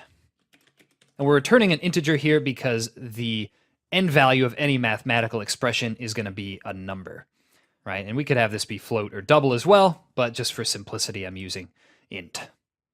So now that we have our expression interface, here's what we're going to do. We're going to define some subclasses that will allow us to define and evaluate mathematical expressions. So that's going to look something like this. We're going to say class, and we're going to create an implementation of this expression interface called operation expression. And we're going to say public expression. And we're going to give this class 3 member variables. The first one's going to be a string. That's going to be the symbol of the operator expressed as a string, right? So that'll be a plus sign, a minus sign, multiplication sign, etc. We're going to say operator symbol. And then we're going to have pointers to 2 different expressions. The first one is going to be called the left-hand side, and the second one is going to be called the right-hand side. And the reason we've chose those names, right, this operation expression is going to represent an expression like this, right, 5 plus 10, where the left-hand side is this and the right-hand side is this. Now, in mathematical expressions, too, the right-hand or left-hand side might itself be another expression, right? So you could have a plus expression that adds together 5 and another operation expression, okay? So that's what left-hand side and right-hand side are. You'll see how we use all of this very shortly. So now we have to implement the constructor, which is going to look like this. We're just going to have operation expression. That's going to take a string as an argument and 2 expressions as arguments, which we'll have as left-hand side and right-hand side. And we're going to say operator symbol, left-hand side, and right-hand side. All right, there's our constructor. Oops, mistyped that. All right, the only other thing we have to implement now is the evaluate method of our operation expression, and that's going to look like this. We're going to say int evaluate. It's going to be an override. And what we're basically going to do here is we're going to check to see what operation this operator symbol is. All right, so we're going to say something like if operator symbol is equal to a plus sign string. In that case, what we're going to do is we're going to return the left-hand side evaluated plus the right-hand side evaluated. This might seem a little silly right now, but I'll show you how this actually works when we get to the client code. And then we're going to say else if operator symbol is equal to the minus sign. What we're going to do is say return left-hand side evaluate minus right-hand side evaluate. And if neither of those is the case, what we're going to do is we're just going to say cout. We're going to print something like unrecognized operator. We'll print out the operator symbol just so we know what it is. And then we'll say return 0 or return -1 or return -99, whatever you want to do there. All right, so that is our operation expression. Now we could add as many of these kind of things as we want, right? If we wanted to come up with our own operator symbols and have them do weird things in here, we could definitely do that. But for now, we'll just leave it at that. So that's our operation expression. The other thing that we're going to define here is our number expression. So we're going to say class number expression. The number expression will be what's called a terminal expression, whereas the operation expression will be what's called a non-terminal expression, right? Because it continues evaluating down the sort of grammar tree, if you will. All right, so our number expression is going to look like this. It's going to implement our expression interface. And it's going to have a single member variable called number string. This will just be the number that it represents, represented as a string. We're going to have a constructor that allows us to pass that in. Number string. And then we'll have number string, number string. Okay. And then the evaluate method of this is going to be very simple. All we're going to do is say return string to integer number string. Okay, so it's going to return the numerical value of whatever that number string is. Oops, and I misspelled evaluate here. There we go. Okay, so you might be wondering now, how do we actually use this operation expression and number expression classes? Well, here's what that's going to look like in code. We're going to start off by defining some number expressions, right? So we might say something like number expression 5 equals new number expression, like that. Number expression, we'll do something like 7 equals new number expression 7. And then we'll have an operation expression, which we'll call 5 plus 7, which will be an operation expression. We'll pass in plus as the operator string.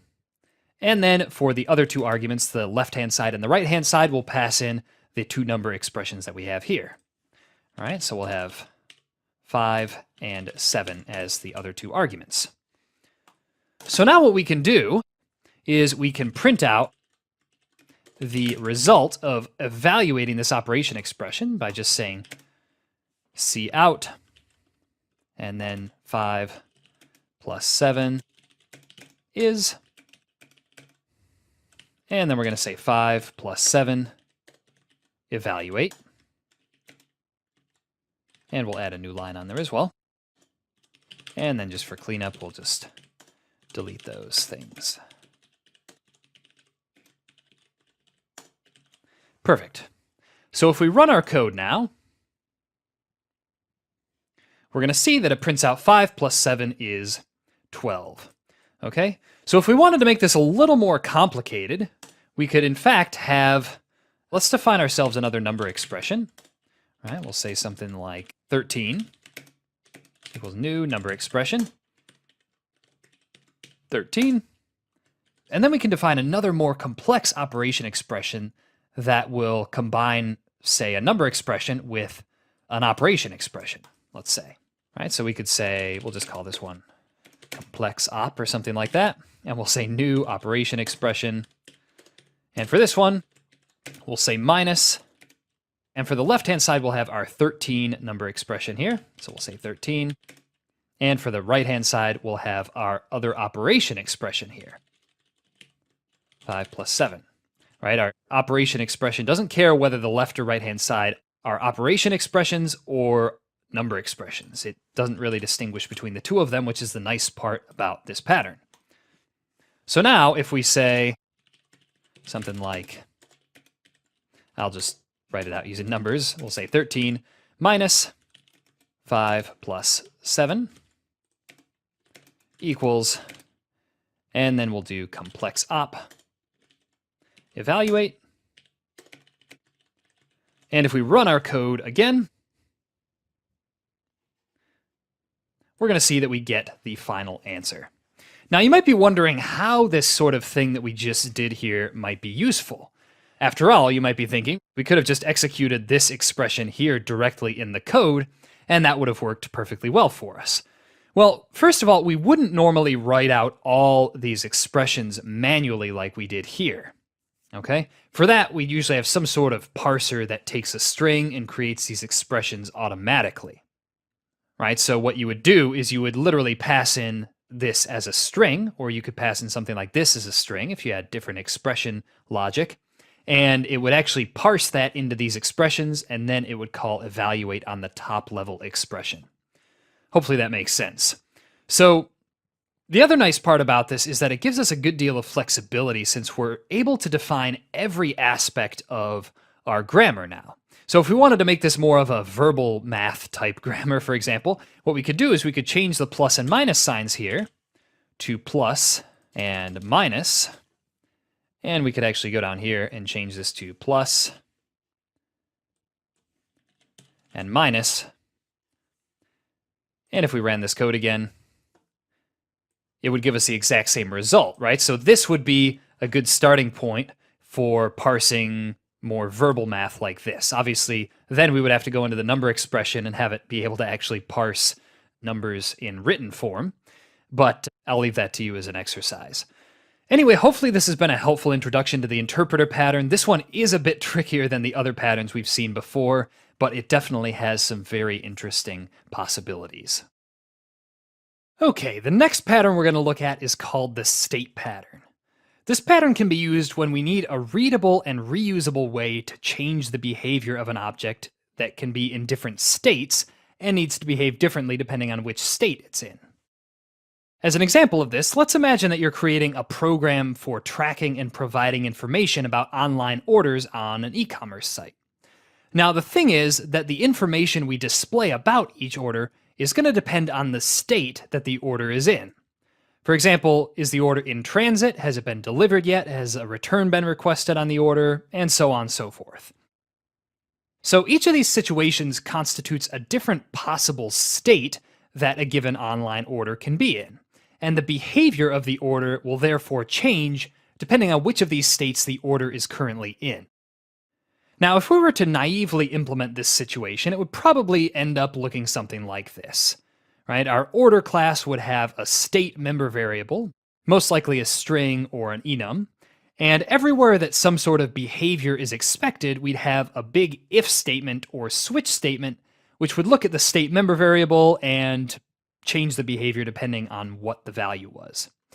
And this kind of thing works, but it's definitely not ideal. In general, it's very hard to reuse logic in this kind of situation without simply copying and pasting the code, which, as I've said before, is generally not a good sign. So here's how the state pattern can help us in this kind of situation. As an alternative to this gigantic if-then statement in all of our functions, what we do is we actually define the specific behavior for each of the different states inside its own class. And each of these state classes then takes care of executing the state-dependent logic.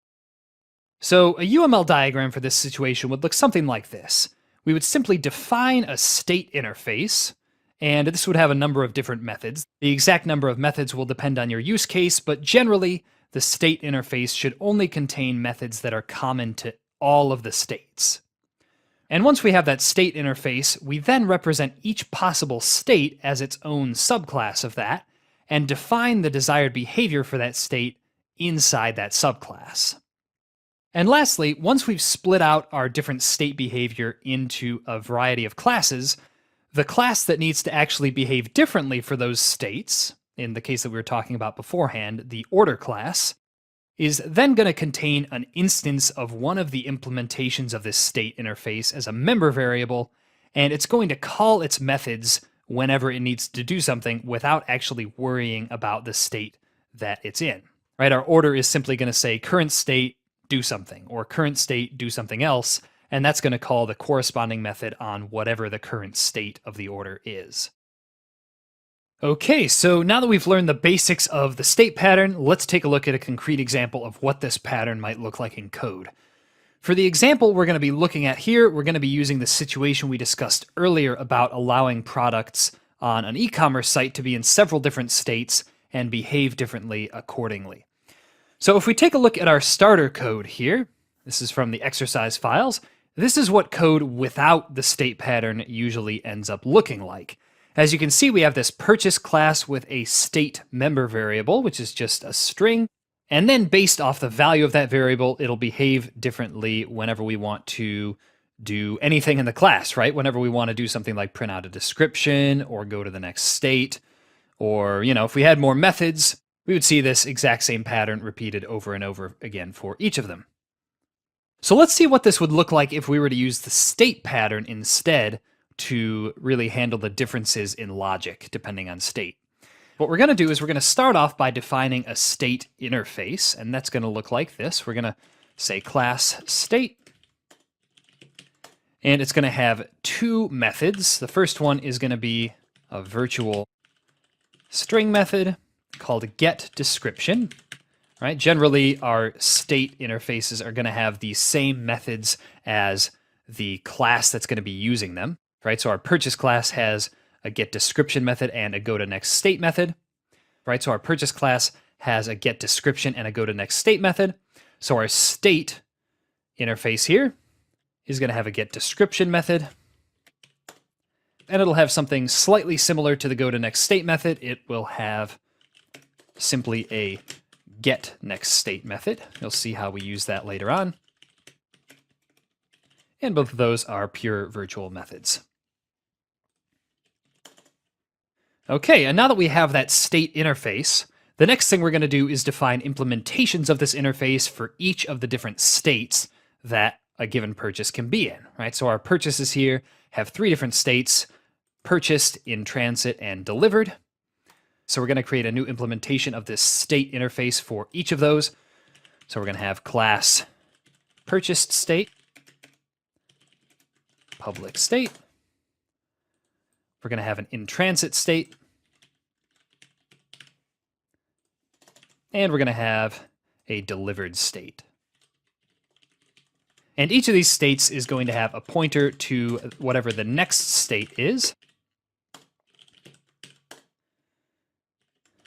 And then we're going to define the constructor here, which is going to allow us to define the next state. So we'll say next state, next state. Okay, and next we're going to have our getDescription method, which is basically just going to return the string down here from this if statement. All right, so what we're going to do is we're just going to copy this, put it in here, and say return, will be shipping soon. And we can add something else to there too. We'll say something like current state, purchased. Okay.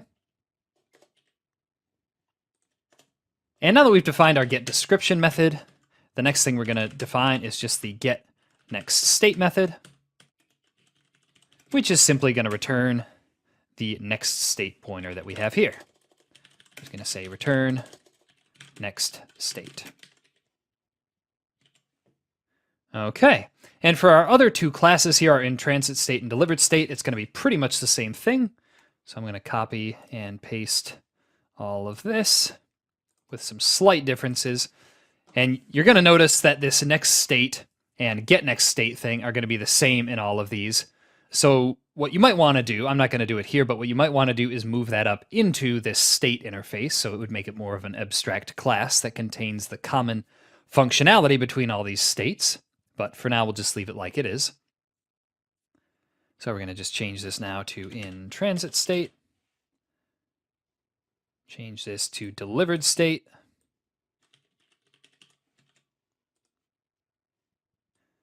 And we're going to change these things too. So we'll say in transit and copy the string from down here.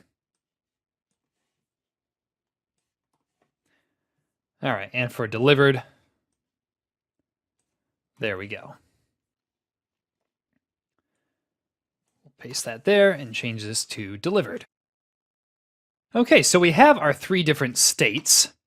The last thing we need to do now is modify our purchase class so that it defers all of its state-dependent logic to one of these three implementations. All right, so here's what that's going to look like. We're first going to change this from a string to a pointer to a state. All right, so we're going to say state, current state. For the starting state, we're going to add another argument here. So we'll say state initial state, and we'll say current state initial state. And then what we're going to do is inside our purchases get description method, we're simply going to return the result of calling get description on whatever our current state is, right? Our purchase doesn't actually know what its current state is, and it also doesn't care. All it cares about is deferring this logic to whatever the current state is. And the same thing here for go to next state. What we're going to do is we're simply going to delete all these things. We're going to say current state equals current state get next state. And we only want to do that if the current state has a next state. So we're probably going to want to add that onto all of these here. Just initialize those as null pointers. Forgot to do that at the beginning there.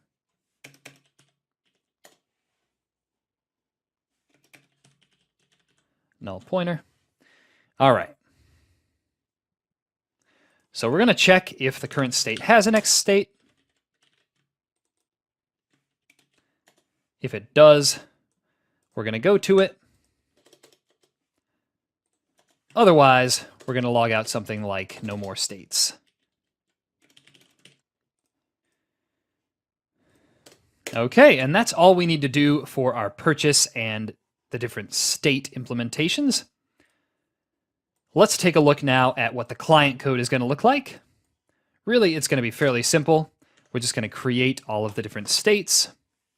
We're going to start off in reverse order. So we're going to say delivered state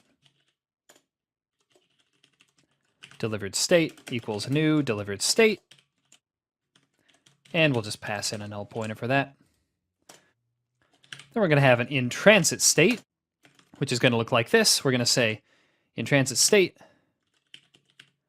equals new in transit state. And the next state for that is going to be the delivered state. There we go. And then we're going to have our purchased state. So purchase state equals new purchase state. And the next state for that is going to be the in-transit state. And this is just one way of doing it. Obviously, there's probably easier ways to set this all up, but just to make it explicit what exactly it is we're doing. So now that we have those three states, all we're going to do is we're going to create a new purchase, and we're going to pass in the initial state for that purchase. So we're going to say purchase equals new purchase. We'll call that shoes, maybe. Just it needs a product name argument there. And for the initial state, we're going to pass in the purchased state. So our purchase is going to start off in the purchased state. And then what we're going to do, and you can just copy and paste this from the finished exercise files. Just to test this off, we're going to go to the next state. We're going to print the description. We're going to go to the next state. We're going to print the description. Oops, and it looks like I missed one other thing. We just want to print out the initial description, just so we can see how our purchase behaves in all of its different states. And we'll also want to delete all the pointers we created here. Delete our delivered state, delete our in-transit state, delete our purchased state, and delete our purchase. Okay, so let's run our program and see what happens. All right, so we see that the three different things that we're printing, even though we're calling purchase get description on all of them, it behaves differently depending on the state that our purchase is currently in, right? And instead of polluting our purchase class with all of the different branching state logic, what we're doing here is we're deferring that actual logic to each of the different state implementations that we have here. Okay, the next pattern we're going to look at here is called the strategy pattern.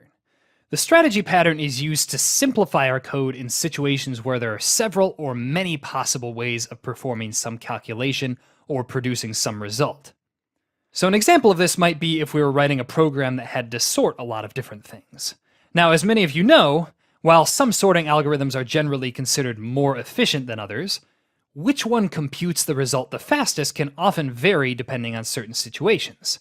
So let's say that we wanted to take that into account and have our program use a different sorting algorithm depending on certain criteria.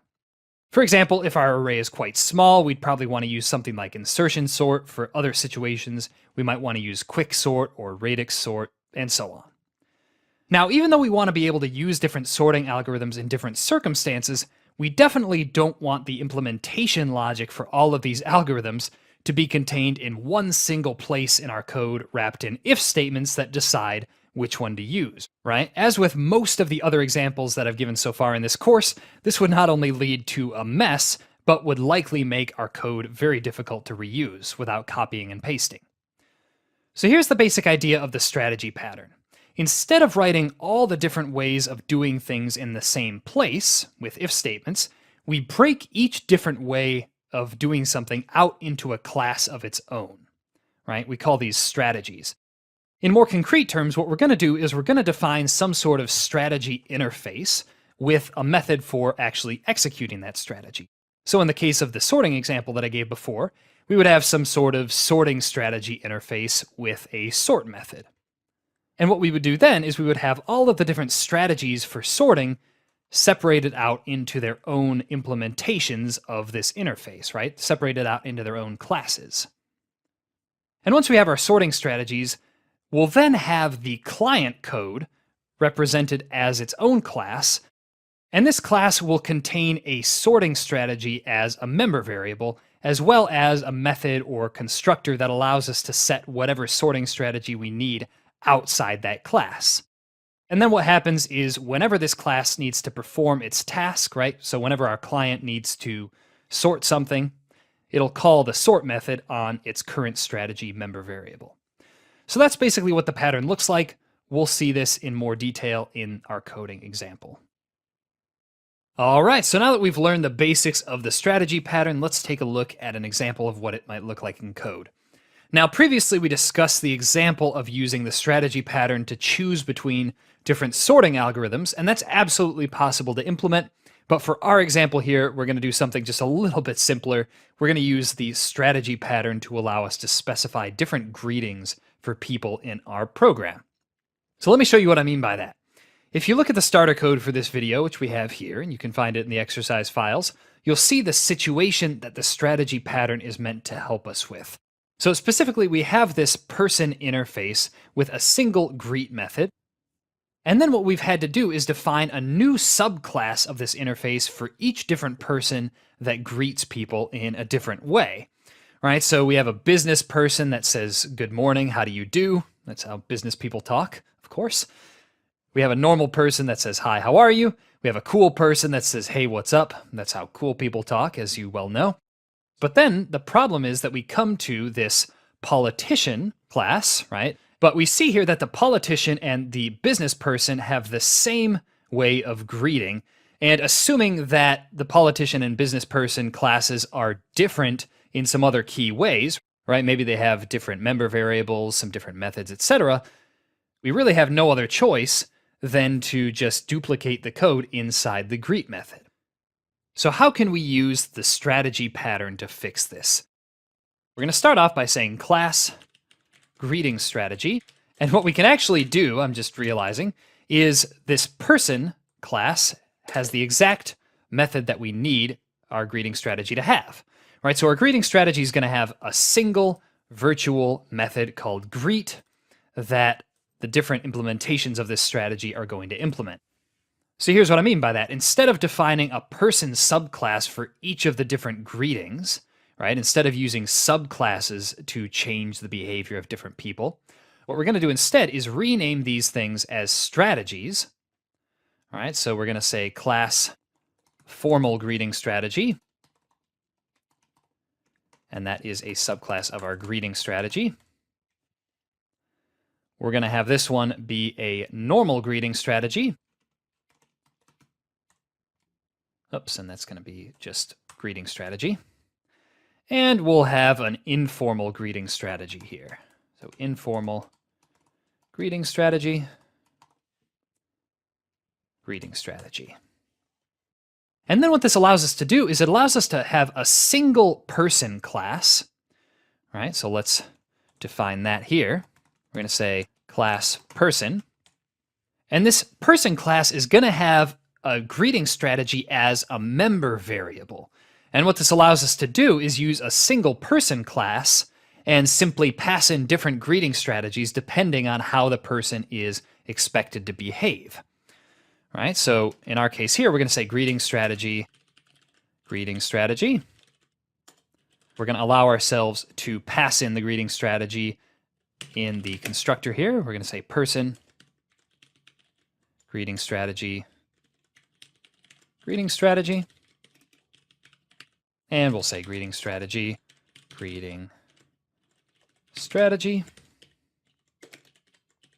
All right, so that's the constructor. We're going to also have a destructor, just because we'll want to be able to pass in sort of an anonymously defined object.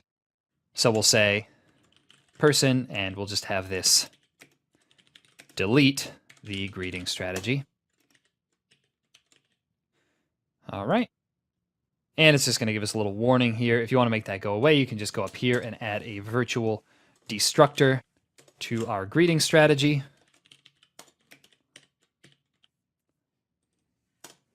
And then we're going to add a greet method to our person.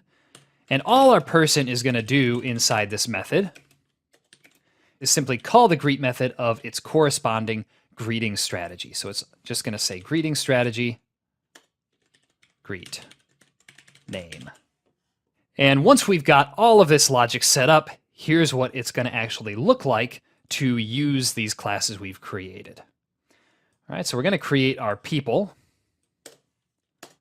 Let's say person, business person. We're going to pass in a new formal greeting strategy to the constructor. So we can just say this, in fact, just use a reference. I'm just going to say normal person. And remember that we used to have separate subclasses for these things. Now we're able to just create them like this, all using the person class. All right, so normal person. We're going to give them a normal greeting strategy. The cool person is going to have a informal greeting strategy. And the politician, here's where the code reuse comes into place, is going to reuse this formal greeting strategy. All right. Okay, so now if you want to copy and paste the test code from the final state of the exercise files, that's going to look like this. If you want to type that out instead, be my guest. And let's run this and see what it does. All right, so we're going to see that it prints out the business person says, "Good morning, Sean, how do you do?" The normal person says, "Hi, Sean, how are you?" The cool person says, politician says, and each one behaves differently depending on the strategy that we passed in to the constructor. All right, so that's the powerful advantage of the strategy pattern. If we have two different people that greet in the same way, we can simply reuse the same strategy instead of having to duplicate all of that logic over again. And obviously, this is a pretty simple example of what we just saw here, but the concept here applies just the same to much more complex situations. Okay, our next design pattern is called the template method pattern. The goal of this pattern is to give us a clean way to represent processes that involve multiple steps, where each of those steps can involve some sort of variation depending on the situation. Generally, you'll know that you should use this pattern when you find yourself writing a large chunk of code over and over again for several different situations, where each different version of this code just has slight variations or tweaks here and there. An example of this would be if you were writing a program that's meant to load, format, and consolidate data from a variety of sources. So you might be loading data from a JSON API, a database, text files, maybe even scraping web pages or something like that. And each of these different situations is going to involve pretty much the same steps, right? We're going to load the raw data, we're going to parse that data, maybe we have to format that data, we then have to filter it, and finally, we store that in our own database, something like that. Now, the tricky part is that each of these different situations is going to involve slight variations in each step from all the other situations. For example, during the load step, the JSON API might require us to make a network request. The database will require us to connect and query some sort of database. And the text file loader will require us to open a text file, right? And so on and so forth. Now, quite often, when programmers try to implement this sort of situation, what they do is they write each situation as its own huge lump of code. For example, they might have one function for loading, parsing, formatting, filtering, and storing the JSON data, and likewise for the database data, the text file data, the web scraping data, etc. And that is where the template method pattern steps in to help us out. Basically, in order to incorporate the template method into our code, what we're going to have to do is break our code down into logical steps that each different situation is going to contain, and then we'll express each different variation of those steps as its own class that'll implement some of the steps in a slightly different way. You'll see what I mean in just a minute here. So in UML, this is going to look something like this. We start off by creating an abstract class that has a method for each step, right? So in the example that I described earlier, we'd probably create an abstract data pipeline class, and the steps for that would be load, parse, format, filter, and store.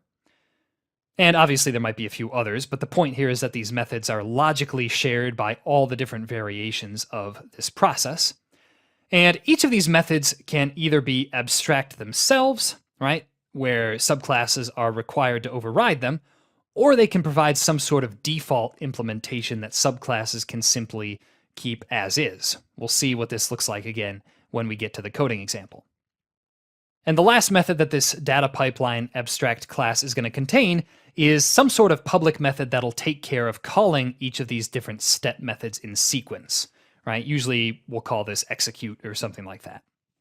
So anyway, once we have that abstract class, what we do then is we extend that class for each different situation that requires a variation on the process that we're implementing.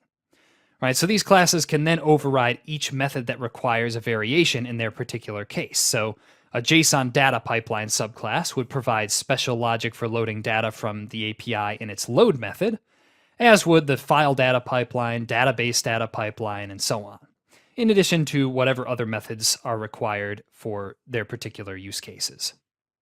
And finally, whenever we want any of these subclasses to sort of do its thing, we simply call the execute method that it inherited from the abstract data pipeline class, and everything will be performed just as we want it to in that order of steps. Okay, now that we've learned the basics of the template method pattern, let's take a look at a concrete example of what this pattern is going to look like in our code. For our example here, we're going to be looking at the situation of writing a program that generates greeting cards for people. So since you're all programmers, I'm going to assume that those of you who regularly write greeting cards for friends or family members have noticed that greeting cards generally follow an extremely predictable format, right? You're going to have the introduction, which is something like, Dear Sean. Then you have the body of it, right? So that'll be something like, Happy birthday, right? Blah, blah, blah. And then you'll have the sign off, something like, sincerely, Sean, right? Writing myself a birthday card.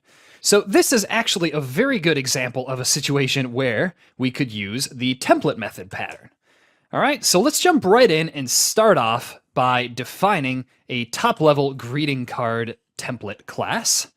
All right, so we're going to create a class here called greeting card template. And this template here is going to contain the most generic implementations for each section of a greeting card, as well as logic for stringing all of these parts together. Let me show you what I mean by that. We're going to create, first of all, some protected methods. These will only be accessible to subclasses of our greeting card template. And these are going to be the different so-called template methods of our greeting card generator. And these are going to represent the different sections of our greeting card. So we're going to have our first method. These are all going to return strings, by the way. You'll see exactly how this works in just a second. Our first method is going to be called intro, and that's going to take a string as an argument, and that's going to be the name of the person that we're writing the card to.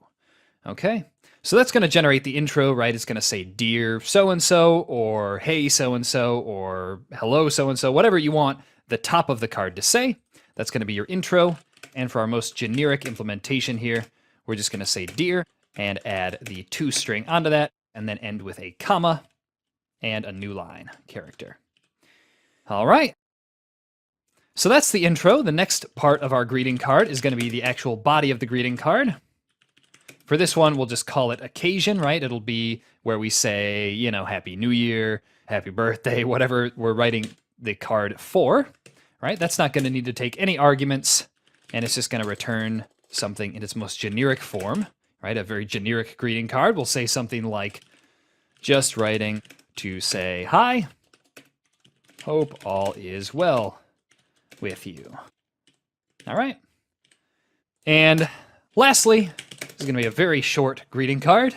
We're going to end with the closing, right? So we're going to have another method called closing that contains the name of the person that the card is from. So for that, we're going to do the exact same thing here.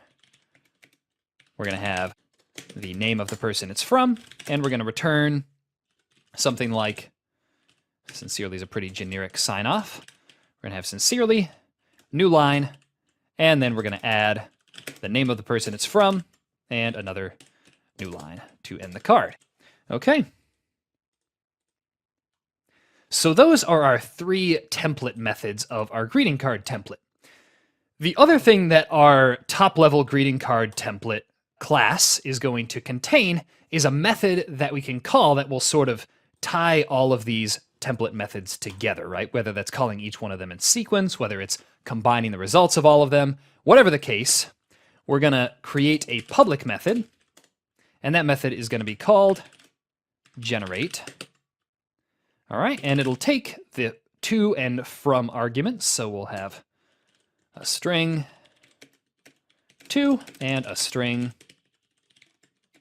from. And what this is going to do is it's going to string together the results of these 3 template methods. So we're just going to say return intro, and we're going to pass the to argument through to that one. We're going to have the occasion, and we're going to have the closing, and we're going to pass the from name through to that. All right. So that is our greeting card template. The next thing we're going to do, right, here's where the power of this pattern comes in. In order to make modifications to the basic implementation, for example, if we wanted to make a birthday card generator class, we only have to override the methods of this greeting card template that are going to be different. So if we wanted to create, let's say, class, and we'll say birthday card template, and we'll make that extend the greeting card template class. All we have to do now to change the occasion is give this class its own implementation of this occasion method. All right, so we're just going to say string occasion override, and we're going to return a different string for the occasion. So we're going to say something like happy birthday, hope you have a wonderful day and lots of cake. What a nice birthday card. All right, so that's our birthday card template. Why don't we, while we're at it, just make one more class. Let's make a New Year's card template. I'm not sure how common New Year's cards are, but while we're at it, why not? All right, so we're going to say New Year's card template. This is going to extend the greeting card template as well. And actually, we just need to label this as public, both of these. And for this one, maybe we want to override both the intro and the occasion, right? So in that case, what we would do is we would say string intro. This one takes a string as an argument. And maybe it'll return something like the person's name plus, and maybe it just has a bunch of exclamation points after it, right? Very enthusiastic New Year's card. And after that, obviously, we want to change the occasion here as well. So we could do that by defining a new occasion method. Let's just mark these as override. All right, so occasion, override. And for this one, we'll return something like Happy New Year's, bunch of exclamation points. See you at the gym tomorrow. All right. So we now have 2 different templates that only override certain methods. And notice that these classes themselves, the birthday card template and the New Year's card template, don't have to override all of these methods. And they also don't have to worry about how the methods are actually strung together either, right? So that's all taken care of by the generate method on this greeting card template class. So the way we would actually use these templates that we just created would be something like this. We're going to create a greeting card template. We'll call it GCT. We're going to create a birthday card template. We'll call that birthday card template. And a New Year's card template, which we'll call New Year's card template. Perfect. So now the next thing we're going to do is we're going to copy and paste the code from the finished exercise files just to save time on typing. It's just going to look like this. And if we run our code now, we're going to see that it generates 3 different cards for us, each of which has some of the strings from the greeting card template class, as well as its own special overrides of those different methods. Oops, and let's just go in and put some new lines after these, just to make it look a little better. Here we go, and if we run it again, we'll see that that looks really good. And one more thing to keep in mind is that even though we just used the topic of greeting cards in this example, for simplicity's sake, this kind of thing can apply to many different situations, right? Basically anywhere that you have a series of steps where each of the steps is a little different in certain situations, right? Just like what we had here is when you'll want to use the template method pattern. All right, our next pattern is called the visitor pattern. The visitor pattern is used when we need to add some sort of similar functionality to many different classes, and this functionality doesn't really make sense inside the classes themselves. An example of this might be if we had a bunch of classes and we needed a way to save instances of each class to a database, let's say. Now, the naive way to do that would be to add a write to database method to each of the classes in question. And while this approach works, it has the tendency to really add a lot of clutter to our classes, right? In this situation, maybe a single extra write to database method isn't so bad. But what about if we also need to be able to export instances of this class to a text file or to a JSON string or some other format, right? Ultimately, all of these extra methods, none of which really has anything to do with the actual functioning of the classes themselves, these methods just end up adding a lot of extra code to our classes, and that's where the visitor pattern can help us. The basic idea of the visitor pattern is like this. Instead of adding logic for doing whatever it is to each of the classes themselves, we separate this functionality out into a separate class or classes that take care of it themselves. Now, the way that this works architecturally is that we create a visitor interface as well as classes that implement it. This interface generally contains one method for each class that we would have had to otherwise add an ugly method to, right? So in the case of writing to a database, we'd have a database visitor interface with methods that took care of the actual logic for writing given instances of different classes to a database. And likewise for exporting to a file or for exporting to JSON. We would have a different visitor for each of those different cases. And once we've done that, the last thing we need to do is we add a tiny trivial method to all of our original classes, right? And this method is usually called something like accept. And what this method does is it just calls the corresponding method on the visitor instance that it's called with, and usually passes itself as an argument or some kind of data from itself as an argument. We'll see what this looks like in the code in just a minute here. So the main benefit of this pattern then is that where we would have normally had to add 2 or 3 or 10 different methods to all of our classes, right? Write to database, export to file, export to JSON, etc. We now only have to add a single accept method to all those classes, and the extraneous logic gets put into its own classes, right? The export to JSON visitor, the write to database visitor, etc. And this not only keeps our classes free of extraneous methods, but it also groups together that code in a more logical way. All right, so we've seen the basics of the visitor pattern. Let's take a look now at a concrete example of what this pattern is going to look like in our code. So for the example that we have here, we're going to be using the situation we discussed earlier where we have several classes, and I just picked several fairly random kinds of things. A person class, we have a landmark class, and we have a car class, just to show that this pattern can be used even when the objects we're using it with don't really have any relationship to each other.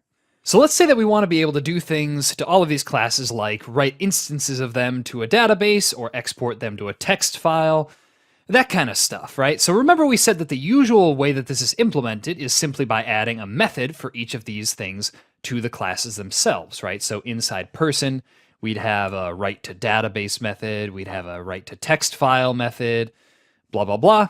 And we'd have the same thing in landmark and the same thing in car as well. And these methods can really start to clutter up our classes since they don't really have anything to do with the way these classes themselves work, right? It's more of an extraneous kind of function. So what we can do instead is we can use the visitor pattern, and here's what that's going to look like. We're going to start off by defining a visitor interface with methods for each of the classes that we want to add a given piece of functionality to. All right, we'll see exactly what I mean by that in just a minute here. So let's define our visitor interface. It's going to be called visitor.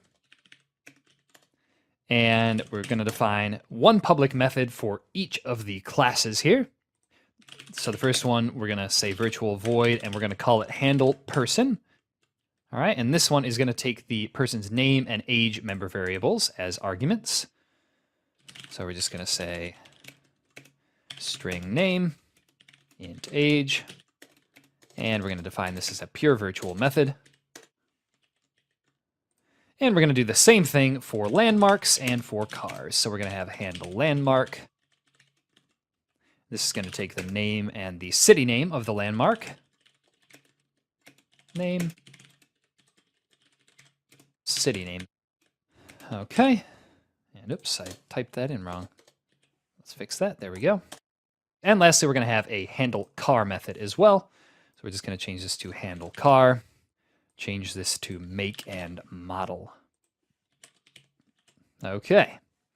So that's what our visitor interface is going to look like. Once we've defined that interface, we can now define implementations of it that will contain the actual logic. So for writing these classes, this person, landmark, and car class to a database, that would look something like this. We'd have class, we'd call it something like database visitor, and we'd say that it extends the visitor class. All right. And then we're going to define all of these methods for our database visitor class. So I'm just going to copy and paste that. Remove virtual from these. And we're going to start off with our handle person. For our handle person, all we're going to do for now, right, because we don't have an actual database to write to, we're just going to print out writing person to database. And we'll put their name and their age in here. All right, name and age. Just like that. And we'll do pretty much the same thing here for our landmark and car classes. Just like that. And like that. And we'll change this to writing landmark to database. Say name and city name. And for the car, we're going to say writing car to database, and we'll say make and model.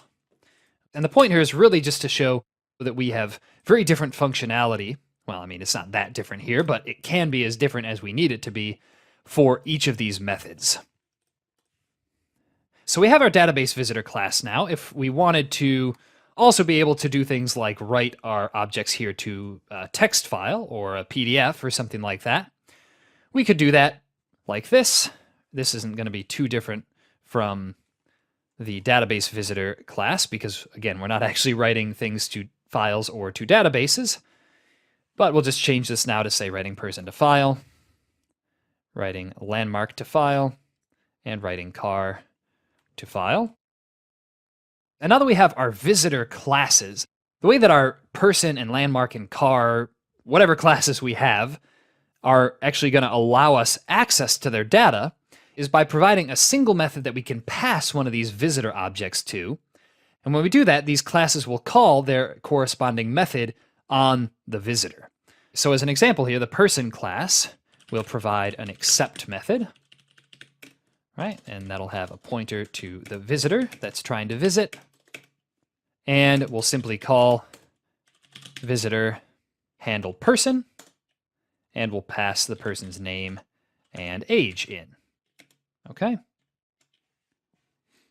And we'll do the exact same thing for the landmark and car classes, except we're going to, instead of having handle person, we're going to say handle landmark, and that's going to have the name and city name. And for our car, that's going to be handle car with the make and model. Okay, and just to reiterate also, this accept method is the only method we're ever going to have to actually add to these classes, right? Because now that we've added it, all that we have to do if we want to add some sort of extraneous functionality, like writing to a database, writing to a text file, writing to an Excel file, whatever we want to do, all we have to do is express that using this visitor interface. All right, so we don't have to add hundreds of specialized functions to each of our classes to implement that kind of functionality. So the way we're going to use these now is like this. We'll create a person. Person's name will be John, 40 years old. We'll create a landmark. Right, it'll be the Eiffel Tower in Paris. And we'll create a car. Right, so car, and we'll do a Chevy Camaro. All right, and now that we have those two things, we're going to create two visitors. One is going to be a database visitor, and one's going to be a text file visitor. So we're going to say database visitor, and we'll just abbreviate that DBV, equals new database visitor, and text file visitor, we'll abbreviate that TFV, and we'll say new text file visitor. And then we just need to call the corresponding accept method on each of these objects that we just created here and pass it one of these visitors, and it'll do its thing. All right, so person.accept, DBV, will write the person to a database. Right? Landmark.accept will write the landmark to a database if we pass the database visitor to it. And likewise, car accept will pass the database visitor to it. All right? And we can do the exact same thing with the text file visitor. All right, so if we change this now to text file visitor, and we just need to make sure to delete our visitors here. Now, if we run our code, we're going to see that everything works just like we want it to. All right, so we're going to see writing person to database, writing landmark to database, blah, blah, blah. And that is that. And again, the beauty of this pattern is that we can add a lot more visitor implementations if we want to for different functionality without having to add anything to the person, landmark, or car classes themselves. All we needed to do to those was add this accept method, and we can basically accept any visitor we want to now. Okay, so far we've seen 5 more design patterns as well as some individual examples of each one. And what we're going to do now is, just like in the previous chapter, we're going to take a look at an example that combines some of these patterns.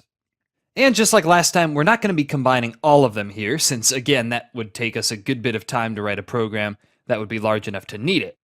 But what we're going to do is we're going to just mix 2 of the design patterns together, and then we'll have a challenge solution video where you'll be challenged with making a few changes to the code that we end up writing. So the program that we're going to be writing here is going to be an extension of the greeting card generator program that we first saw in the template method pattern example. And we're going to mix this example together with the visitor pattern that we saw earlier. And the end result is going to be a greeting card generator program that can generate greeting cards for a number of people. So here's what all this is going to look like. We're going to start off by copying and pasting the code that we wrote in our template method pattern example. All right, so everything except the main function, we're just going to copy and paste right here. Okay, so we have our greeting card template, birthday card template, New Year's card template, etc. And then we're going to head over to our visitor pattern example, and you can find the finished states for these two pieces of code in their respective videos, by the way. And what we're going to do is we're going to copy the visitor interface that we created, and we'll paste that here. And we're also going to copy the person class and put that down here. All right, and we're just going to make a few changes here.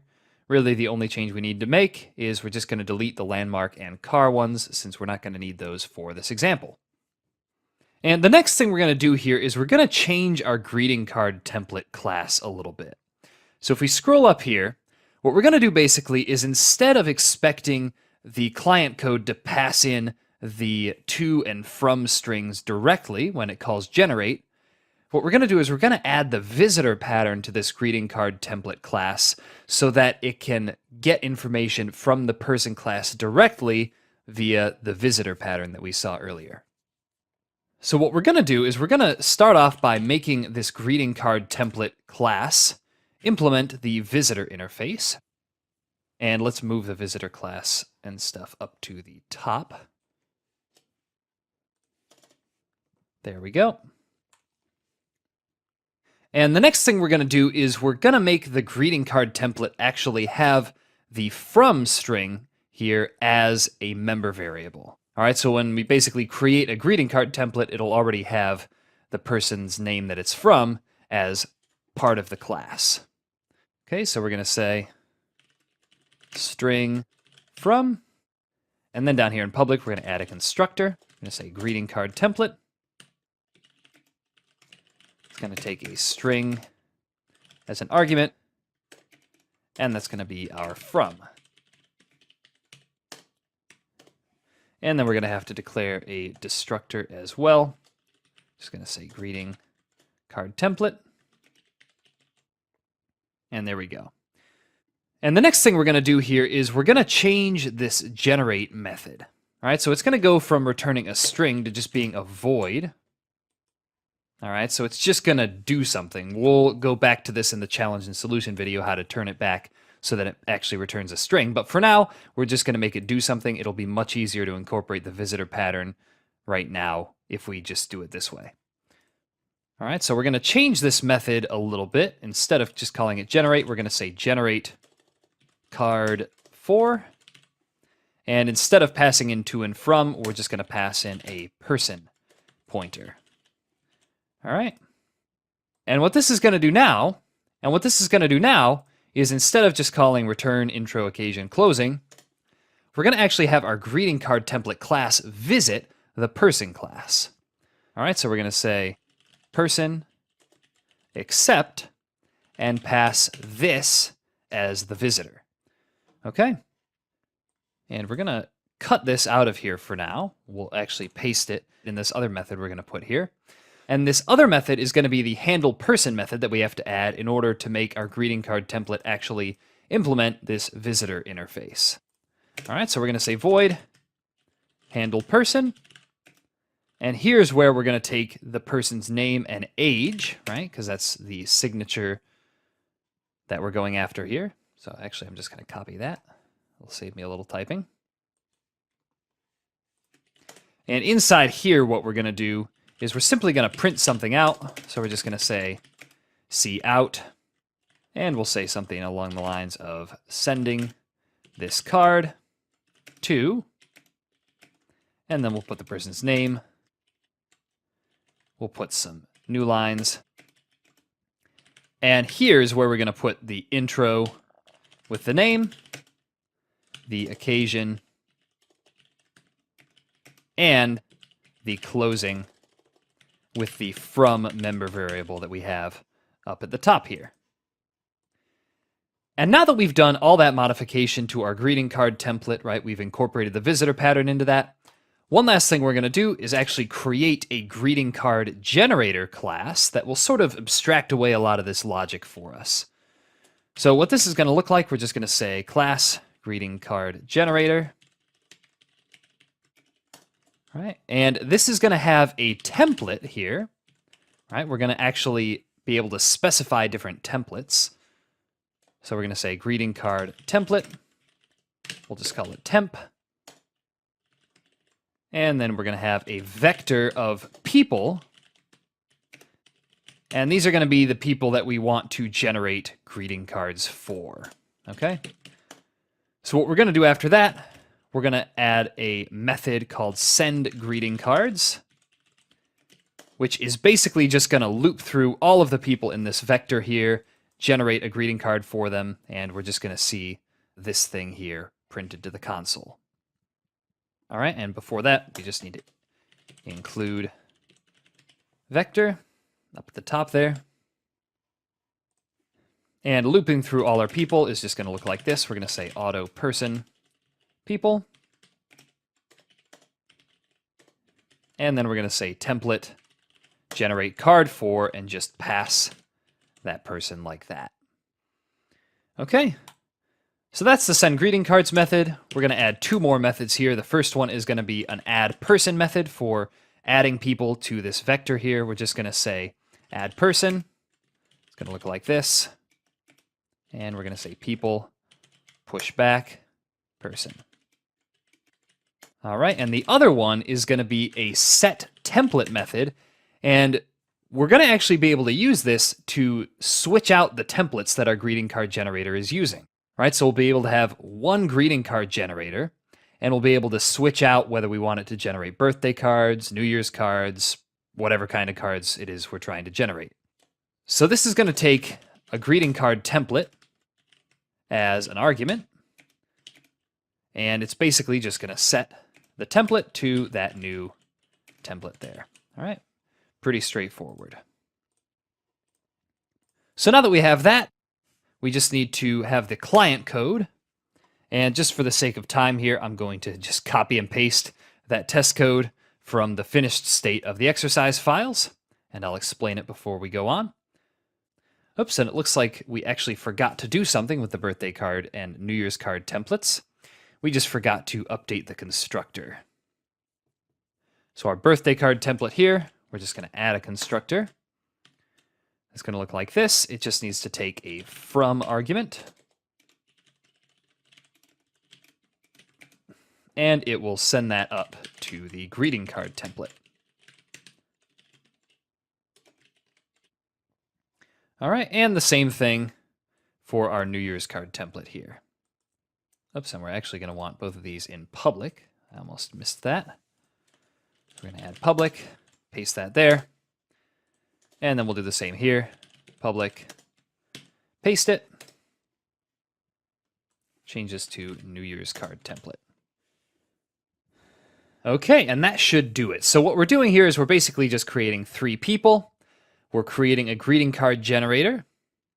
We're adding several people to it. And then what we're doing is we're setting the template for the generator, right? So basically when we set its template to a birthday card template, what it'll do is when we actually call generator send greeting cards, it'll use that birthday card template to generate those cards. And likewise, when we set it to a New Year's card template. Doing it this way, it's sort of a mix of the template pattern and the strategy pattern that we learned about, if you want to think about it that way. Okay, so let's run this code now. And we're going to see that it'll print out several different cards. All right, so we're generating birthday cards here, and we're generating New Year's cards.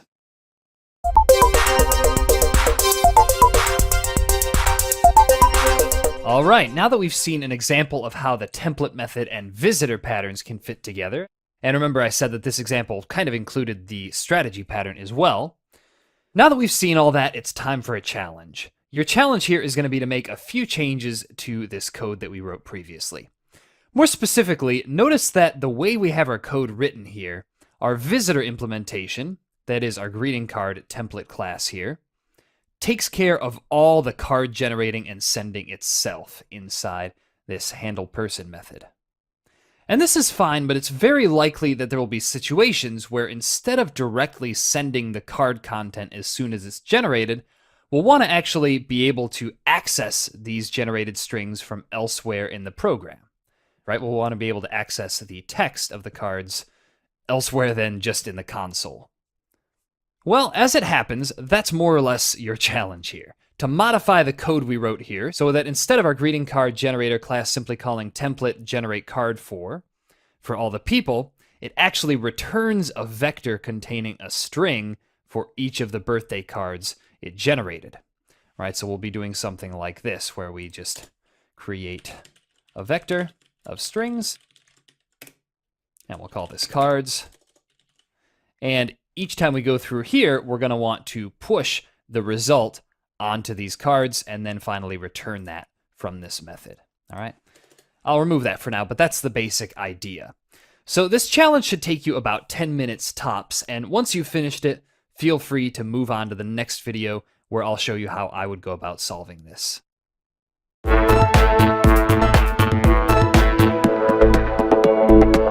Okay, hopefully you've given the challenge a try. Now let's take a look at one possible solution. The first thing I did here was to change the return type and name of our method for generating cards. Okay, so if we go up here to handle person, we're going to need to change this from a void method to one that returns a string. Okay, so we're going to change that to virtual standard string handle person. All right, and the next thing we have to do is actually change the accept method as well. So instead of just being a void method, it'll return a string as well. This will help us sort of pass the resulting string for the greeting card up through the classes. Okay, and we're going to change this also to return. All right, so this is returning a string. This is returning that string from this method. And the next thing we're going to do here is we're going to change this handle person method. So we're going to just change this so that it returns a string as well. All right, so instead of writing this to C out, what we're going to do is we're simply going to say return intro plus occasion plus closing. And after that, we're going to head down to our greeting card generator class and make a few changes here. So first of all, instead of naming this method send greeting cards, we're going to change it to create greeting cards to make it a little more obvious that we're returning some strings. And this is going to return a vector of strings. All right. So just like I said in the challenge video, the next thing we're going to do here is we're going to create just an empty vector. And we'll call that cards. And then we're just going to push the result of calling generate card for onto this cards vector. All right, so we're going to say cards, push back, generate card for person. And then let's return our cards. Now this is still complaining because what we need to do is go back up to our greeting card template and change the return type of our generate card for method to string and actually return the result of calling person except this. All right. And that should get rid of that warning. And then again, I'm just going to copy and paste the test code from the final state of the code for this video. And there it is. So you can see instead of just letting our generator generate and just print them to the console, we're actually getting the result that we get from calling create greeting cards and printing it out to the console ourselves. Okay, so in other words, our client code now has access to those things. So let's run our code.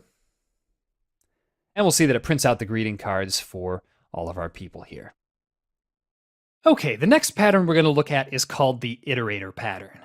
The iterator pattern is a way that we can allow ourselves to work with different collection data structures in an orderly way. Right? Think of arrays, linked lists, graphs, trees, and so on, without caring about the underlying organization of that data. The fact is that different data structures can make it pretty difficult for us when all we want to do is simply iterate through all the items that they contain. Right? In other words, there are a lot of situations where we only care about getting the next or the previous item in a collection. Now, the problem is this: depending on the type of data structure we're using, the logic for simply getting the next or previous item in the collection can actually get quite complex. So think about if our collection was represented using a tree structure. In this situation, not only would there be multiple different ways of iterating through it, for example, we could use either a depth first or a breadth first traversal, But the logic for doing these things can also be very complex, right? More often than not, this leads us to incorporating collection-specific logic into our business logic, which is generally a pretty bad thing. So here's the basic idea of the iterator pattern. We abstract away the internal organization of our different data structures and simply provide a single iterator interface that other parts of our program can use to iterate through our collections simply by calling next, without caring about the way that our collections are actually organized, right? Without caring that they're a tree or a list or a linked list, something like that. So here's what this will look like in a UML diagram. As I said, we generally start off by creating an iterator interface that the rest of the app can use to iterate through different structures. And this interface usually provides next and isFinished methods, and sometimes a previous method as well, although that's usually more of a convenience than an actual necessity. And once we have this interface, the other parts of our app can then use these methods to iterate through any collection regardless of how the collection is actually organized behind the scenes. And the way that we do this is by creating different implementations of this iterator interface for each different method of traversal that we want for all of our various collections. So for example, we might have a depth-first tree iterator, a breadth-first tree iterator for iterating through elements of a tree. We might have a list iterator for iterating through a list, and so on and so forth, right? And notice here that a single type of collection can have several different kinds of iterators, right? Depending on, again, the order in which we want to iterate through a given collection. And another thing to note about these iterators is that each of them keeps track of where it's currently at in iterating through the collection. And that makes it possible for us to have several different iterators that are all iterating through the same collection at the same time, but are at different spots in the collection. And there's one last piece to this pattern, and that is that the iterators for a given collection are usually created by the collections themselves.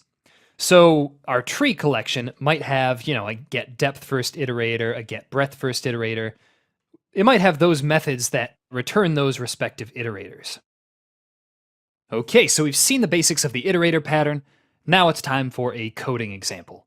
For this example, we're just going to use the very simple case of using iterators to allow ourselves to iterate through a series of elements in different orders. All right, so let's start off here. There's no starting code for this one really, except for just the main method. So let's start off by defining an iterator interface. We're going to define more of a specific iterator here. We're going to define a number iterator. All right, and this is going to allow us to iterate through collections of integers. All right, so it's going to look like this. It's going to have a virtual destructor to it just because of how we're going to be extending it. We're going to add a next method to it, right? Remember that the client code will be able to call this next method to get whatever the next item is in the iteration.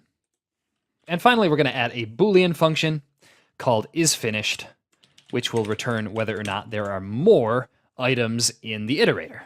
Okay? So that's our number iterator interface. And note here that it would be perfectly possible to make this a generic class so that it would work with different data types, right? So we could just call it iterator in that case. But just for the sake of simplicity here, we're just going to use integers. So let's define now some concrete implementations of this number iterator interface. Specifically, what we're going to do here is we're going to define two different iterators, one for iterating through a vector of numbers forwards and one for iterating through a vector of numbers backward. Here's what that is going to look like. We're going to start off by defining our forwards iterator, public number iterator, and we'll have a backwards iterator too. Backwards iterator, public number iterator, add semicolons after both of those. And the forwards iterator is going to look like this. We're going to have a current position member variable, which keeps track of where in the iteration we currently are. And then we're going to have a reference to a vector of integers, and we'll call that numbers. Okay, so what we're going to do now is implement the next and isFinished methods from the number iterator interface, and that's going to look something like this. We're going to say int next, And what we're going to do here is we're going to say int current equals numbers dot at current position. All right, we're going to increment the current position. And lastly, we're going to return the current element that we got here. All right, and another thing that we have to do is define a constructor here. And the constructor is just going to take a vector reference like this, called numbers. And it's going to initialize the current position to 0 and set numbers to numbers. Oops, and we have to include vector up here. There we go. All right, so we have our next method, which basically just steps through the vector one by one. So the other thing that we have to define now is the isFinished method. So we'll say bool isFinished override, and we're simply going to return for this whether or not the current position is greater than or equal to numbers.size. And that is our forwards iterator. So if we wanted to make a backwards iterator, it's actually going to look pretty similar, but the logic is going to be slightly different for doing so. All right, so really the only thing we have to change here, well, first of all, we need to change the constructor so that it matches the name. And the other thing that we have to change, we just have to change numbers.at current position to numbers.at numbers.size minus current position minus 1. And that will give us the element that we're looking for in a backwards fashion. All right. So as current position is incremented, we'll go backward through the vector. So that's our backwards iterator, pretty simple. Now the last thing we're going to do is define a class that will actually create these iterators for us. So we'll call that class number collection. Right, and it's just going to have a vector of integers called numbers. And it's going to have a few methods. The first one is going to be the constructor that we'll use to create a new number collection. So that's going to look like this.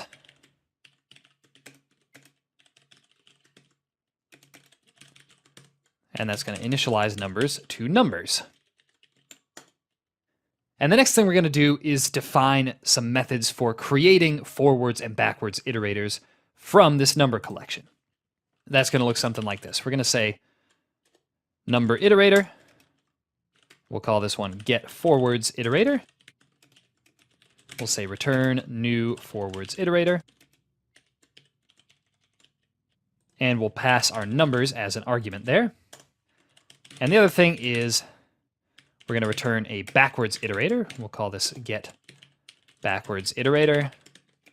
And we're going to return a new backwards iterator from that with numbers as an argument.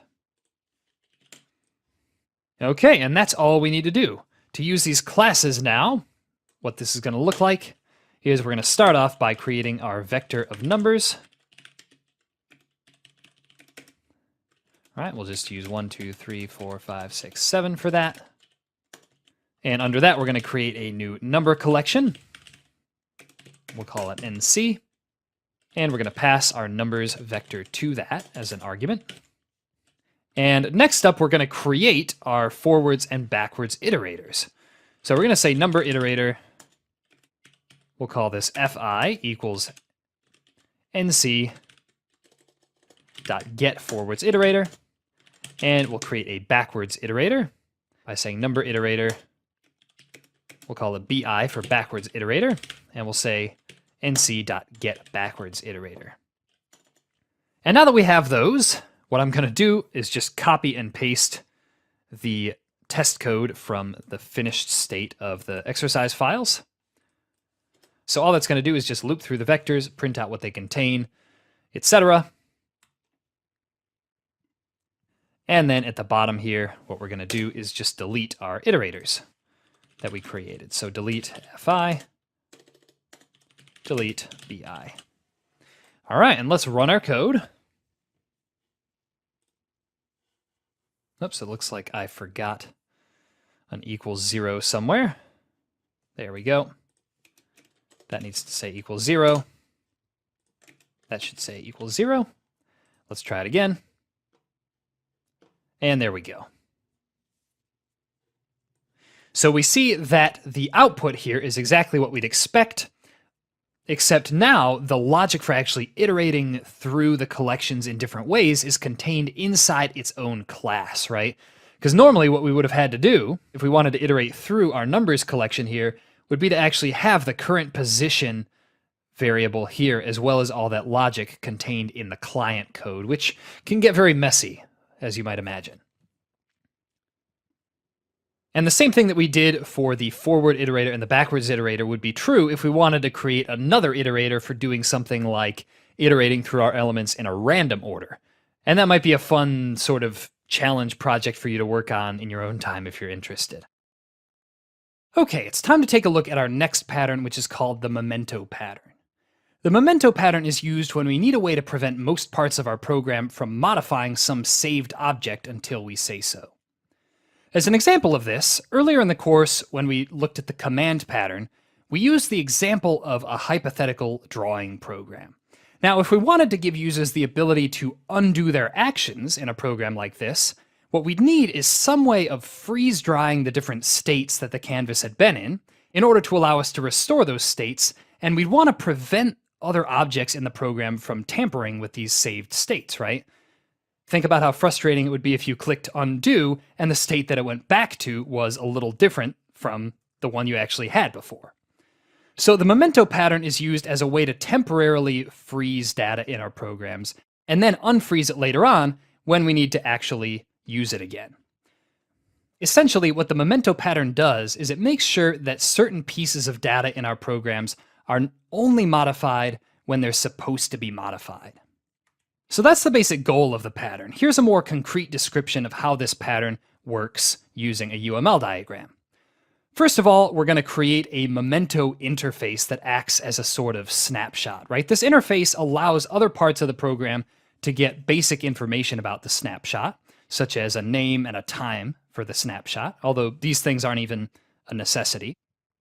But what the memento interface does not allow is for any other part of the program to make changes to the data it contains. So once we have this memento interface, the client code then needs to know how to save or freeze data into a memento, as well as how to unfreeze the data that it contains.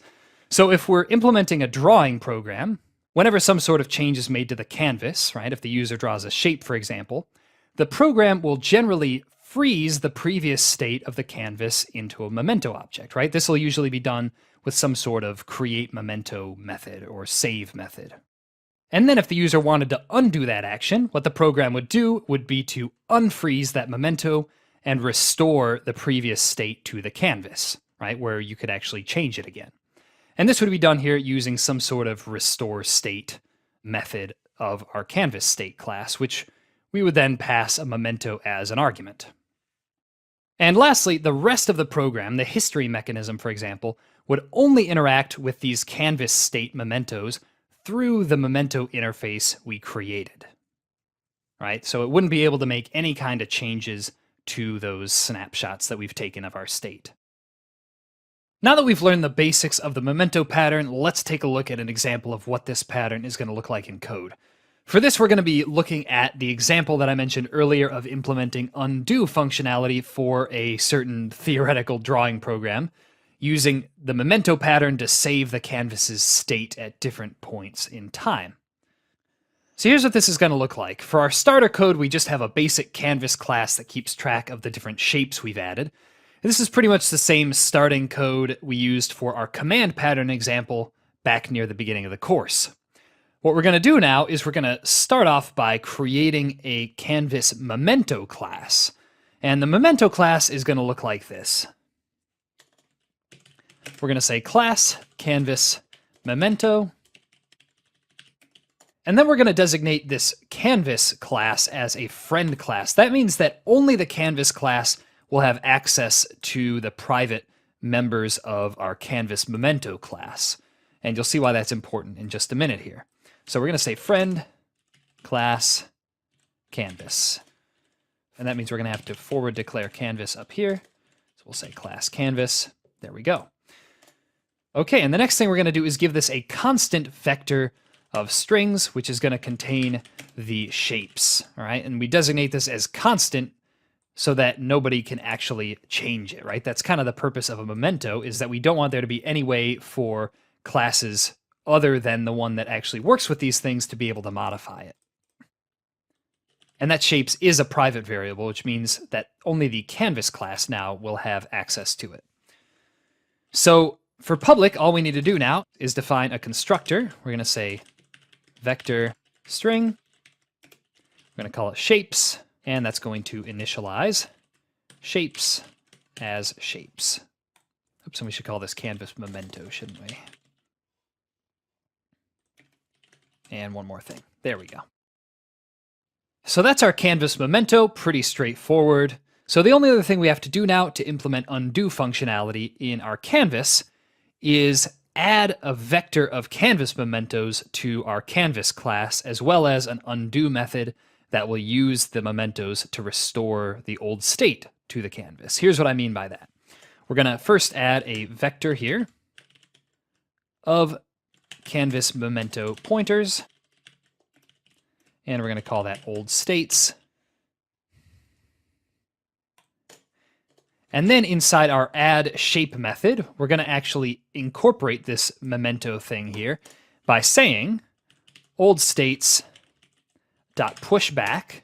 We're going to add a new element to our old states, and we're going to create a new canvas memento with the shapes that are currently in the canvas's shapes member variable here. All right. And now that we've done that, we're going to add an undo method to our canvas. We're going to say void undo, and we'll say canvas memento previous state equals old states dot back. We're going to say old states dot pop back to delete that state that we just undid. And then we're going to say shapes equals previous state. Oops, and that should be previous state, not previous states. We're going to say previous state shapes. And then we're going to say delete previous state. Okay. So what we're doing here is we're just looking one back in the canvas memento vector that we have here and using that memento to restore the old state to our canvas. Okay. And one more thing that we're going to do here is we're going to add a destructor that will just delete all of the old states when our canvas is deleted. So we're going to say destructor canvas. And then inside here, we're going to just loop through all of our pointers. We're going to say auto p, old states, delete p. And then we'll call old states.clear as well. All right. So now we move on to the client code. And for the client code, I highly recommend that you just copy and paste that from the finished state of the exercise files because it's a little bit lengthy. And we're going to paste it here, and it'll look just like that. And let's remove this hello world thing as well. And let's run our program and see what it does. Okay, so we see that our program works just like we'd expect it to. Right, we add a bunch of shapes, we print out all the shapes, we call canvas undo, which goes back one step, right? So that's what we're seeing here. And then we print it out, and then we add some more shapes and call undo, and we see the result of those actions here. And once again, the importance of this memento pattern is that it just gives us a nice, secure way to store the old states and data that we don't want to be modified. Okay, let's move on to the final behavioral design pattern of this course, the null object pattern. The null object pattern is used when we need to define some sort of default behavior for an object so that other objects can interact with it without worrying about whether it exists or not. Okay, so let's imagine for a minute that we're writing some sort of class that implements some sort of process, right? And we want to allow whatever code is using this class to write the progress of this process to a variety of different places, right? So maybe we want to write the results to the console, maybe we want to write it to a file, to an API, or so on. Or if they didn't care about the results, they could simply specify no logger at all.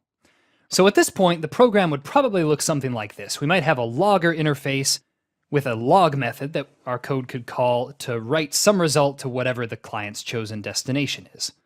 And what we do then is we'd have a number of subclasses that would implement this interface.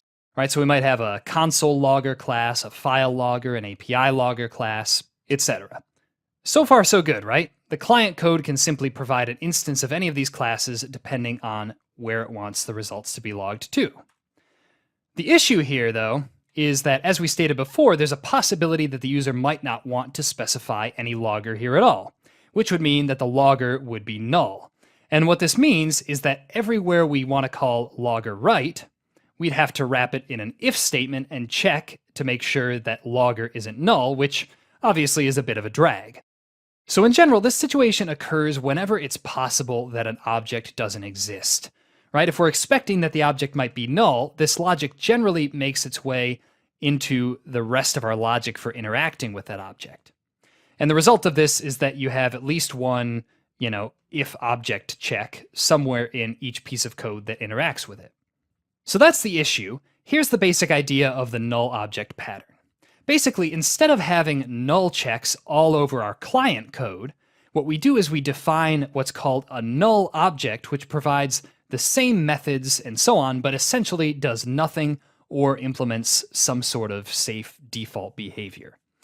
So in the case of our logger example, what we do is we would define a null logger, which would simply do nothing when its write method or log method or whatever we end up calling it was called. And this would allow the client code to interact with it like normal without worrying about whether the object is actually there. All right, now that we've learned the basics of the null object pattern, let's take a look at an example of what this pattern might look like in code. For this, we're going to use the example I talked about earlier of allowing the client code to specify different ways of logging data. So if we look at the starter code for this video, we're going to see that we have this logger interface here, as well as these different implementations of it. And then we have this SomeTask class, right? Very creative name, that in theory would perform some sort of work and write the progress of that work to whatever type of logger the user specifies when they create the task. Now the problem here is that the user might not want to specify any logger, so they just call the default constructor of our SomeTask class, which would mean that the logger would be a null pointer. And we'd therefore have to check for this whenever we call our logger's log method, as you can see here. All right, and this isn't too bad, but it is a bit of a pain. So what we can do instead, using the null object pattern, is we can define a null logger that simply does nothing, right? We have our console logger that logs to a console, we have our file logger, we have our API logger. We're going to just define a null logger that does nothing. And here's what this null logger is going to look like. It's actually going to be very simple. We're just going to define a log method. It's going to look exactly like the other methods on our other loggers, except for the body of this method is just going to be empty. Okay? So it basically just defines something that we can call that doesn't really do anything in this case.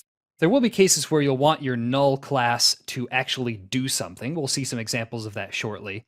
But in this case, it simply does nothing. All right, so now that we have our null logger, what we need to do is modify our SomeTask to make the null logger the default value for this logger member variable. All right, so all we really need to do here is create a SomeTask constructor with no arguments. And inside here, we're just going to say logger equals new null logger. All right.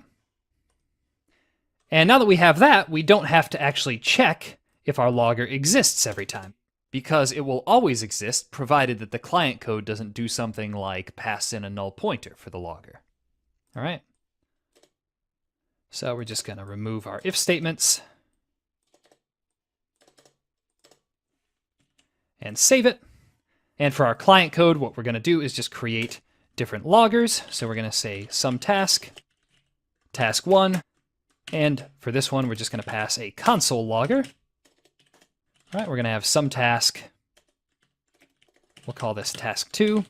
And to this one, we'll pass a new file logger. And our file logger class expects us to pass in a file name here. So we'll just say something like logs.txt. And then we'll have our some task, task3, which will use an API logger. And it'll send it to something like loggingsite.com/API/logs, something like that. Normally, this would be where we put the address of our REST API. And last but not least, we're going to define a task without a logger, which will be task4. And for this one, we'll simply define it like that. So now if we call task.execute on all of these, right? So if we say task1.execute, task2.execute, task3.execute, and task4.execute, and run our code, we're going to see that we get stuff logged out to the console. Well, all of these are logged out to the console, although in the real world, we'd have our file logger actually write this stuff to a file instead of the console, but just for the sake of demonstration, this is what I did. So we see that the console logger is working, the file logger is working, the API logger is working, and, oops, we didn't delete this hello world thing here. And we don't see anything printed out for the null logger because that's exactly the point. All right. So that's how the null pattern works. We're going to see another example of this shortly, just of how the null object pattern works in a different context. And in that case, its methods will actually do something without doing something. You'll see what I mean when we get there. Okay, well, we just learned about 3 more design patterns, and we also saw some individual examples of each of them. What we're going to do now, just like in the other sections, is take a look at an example that combines some of them. And we're not going to be doing all of them here, again, since that would take us a lot of time in order to actually come to the point where our program would be the size that needs it. But what we're going to do is we're going to start off, again, mixing 2 of the design patterns together, and then we're going to incorporate the 3rd pattern in a challenge solution video. So the program we're going to be writing here is going to be an extension of the drawing program that we saw when we talked about the memento pattern. And we're going to start off by mixing this example together with the iterator pattern that we saw. And the end result is going to be a program that will allow users to do a sort of instant replay of the changes that have been made to a given canvas in our drawing program. Right? So, in other words, we stored up the history of a canvas. Wouldn't it be nice if we could use that and actually just have a feature in our program where we could watch those shapes being drawn over again? All right, so that's the idea anyway. Let's see how to implement that here. So we're going to start off actually by copying and pasting a lot of this code from our memento pattern example. And you can find this in the finished exercise files for that video if you don't have it on hand. We're going to copy that and paste it here. And now that we have that, we're going to make a few changes to this code. The first thing we're going to do is we're going to add a canvas iterator interface. All right, so here's what that's going to look like. Just up at the top here, we're going to say class canvas iterator. And it's going to have a few public methods. The first one is just going to be a virtual destructor that we're going to need because of how we're going to be extending this class. And then we're going to have a next method and an isFinished method, right? Just like we saw in the examples we looked at with the iterator pattern. So we're going to say virtual, and this is actually going to return a canvas memento. And this pattern is going to be called next. There we go. And we're going to have a virtual boolean isFinished. Oops, and we got to move the declaration for canvas memento up above that. Okay, so now that we have our canvas iterator interface, let's define an implementation of that, and we'll call it forward iterator. All right, so we're going to say class forward iterator public canvas iterator. And what we're going to be using this class for is for allowing ourselves to replay the changes that a user has made to a given canvas. And to save ourselves a little bit of time, what we're going to do is go over to the finished code from the iterator pattern, which you can find in the exercise files. And we're just going to copy the logic from our forwards iterator there. And we're going to have to make a few changes to it, but this is the basic logic that we're going to be using here, just the same. So the first change is that instead of having a vector of integers, this is going to be a vector of canvas memento pointers. And we'll call this history. And likewise, oops, it looks like I called it forwards iterator, so let's change that to forwards iterator. And then we need to change this int here to a canvas memento pointer as well. Change that name to history. And change this to history. Okay. And then to make it match the interface here, we're going to change it from int next to canvas memento pointer next. We're going to change this to history, and we're going to change this to history as well. Okay? And this just needs to be a canvas memento pointer as well. Okay, and the next thing we're going to do is this. Our canvas class is currently taking care of all of its own history management. So what we're going to do actually is we're going to break this history tracking out into its own class. And what this will allow us to do is to sort of take the history from one canvas and plug it into another class, right? And as you'll see, that'll allow us to create the canvas replay class that we were talking about. So here's what this is going to look like. We're going to create a new class called history, right? And this is just going to be an interface. And it's going to have two methods. One is going to be a virtual void called add state. That'll just allow us to push whatever changes we've made to a canvas into this history here. And this is going to take a canvas memento called new state. All right, and under this, we're going to have a virtual canvas memento method called undo. Right, and what this is going to do is it's going to return a canvas memento representing the previous state of the canvas. Okay, so we have our history interface. Now let's create an implementation of it. This implementation is going to be called canvas history. So class canvas history. We'll say public history. And this is going to contain a vector of canvas mementos, which is going to be the old states that we've saved to the history. All right, so we'll say old states like that. And then for the public methods, the first one we're going to define is just a destructor for deleting all of the old states when the program is over or when the canvas history is destroyed. So we're going to say canvas history. Then we're going to loop through all the pointers in our states and delete them. And then we'll call old states clear. And that's our destructor. Next up, we have our add state method, which is going to look like this. Canvas memento, new state. We're going to say override. And all we're going to do in here is just say old states dot push new state. All right. And then for the undo method, we're going to say canvas memento undo, override, and we're going to push the old states back. So we're going to say old states dot pop back. We're going to get the last state in our vector, which will be the previous state of the canvas. All right, so we're going to say canvas memento previous state equals old states dot back. And then we're just going to simply return that previous state. Okay, and the last thing we're going to do is define a method called getForwardIterator. All right, so we'll say forward iterator, getForwardIterator, and we'll say return new forward iterator, old states. Oh, and that should be forwards iterator and forwards iterator. Okay, and now that we've implemented this canvas history, what we're going to do next is we're going to refactor our canvas class to actually use this history class instead of its inbuilt history class that it already has. All right, so what we're going to do, we're going to remove our old states thing here and replace that with a history pointer. And then for our constructor, what we're going to allow ourselves to do is pass a history instance into this class. All right, so we're going to say history.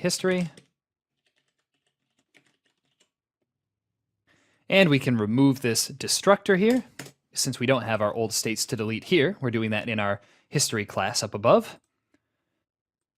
And then for our add shape method, we're going to do something a little different. We're going to push the new shape onto our shapes vector. And then after that, we're going to say history add state. And we're going to add a new canvas memento to that, containing the current state of our canvas. Okay, and then here for our previous state, instead of saying old states.back, we're going to say history undo, like that. We don't have to worry about our old states here either. And we're just going to set the shapes to the shapes of the previous state. And we're actually going to remove this previous state thing since we don't actually need to delete it ourselves. Okay, and for clear all, we'll want to actually do this same thing as we did in add shape. Right? After we clear our shapes, we're going to call history add state with the new state. All right?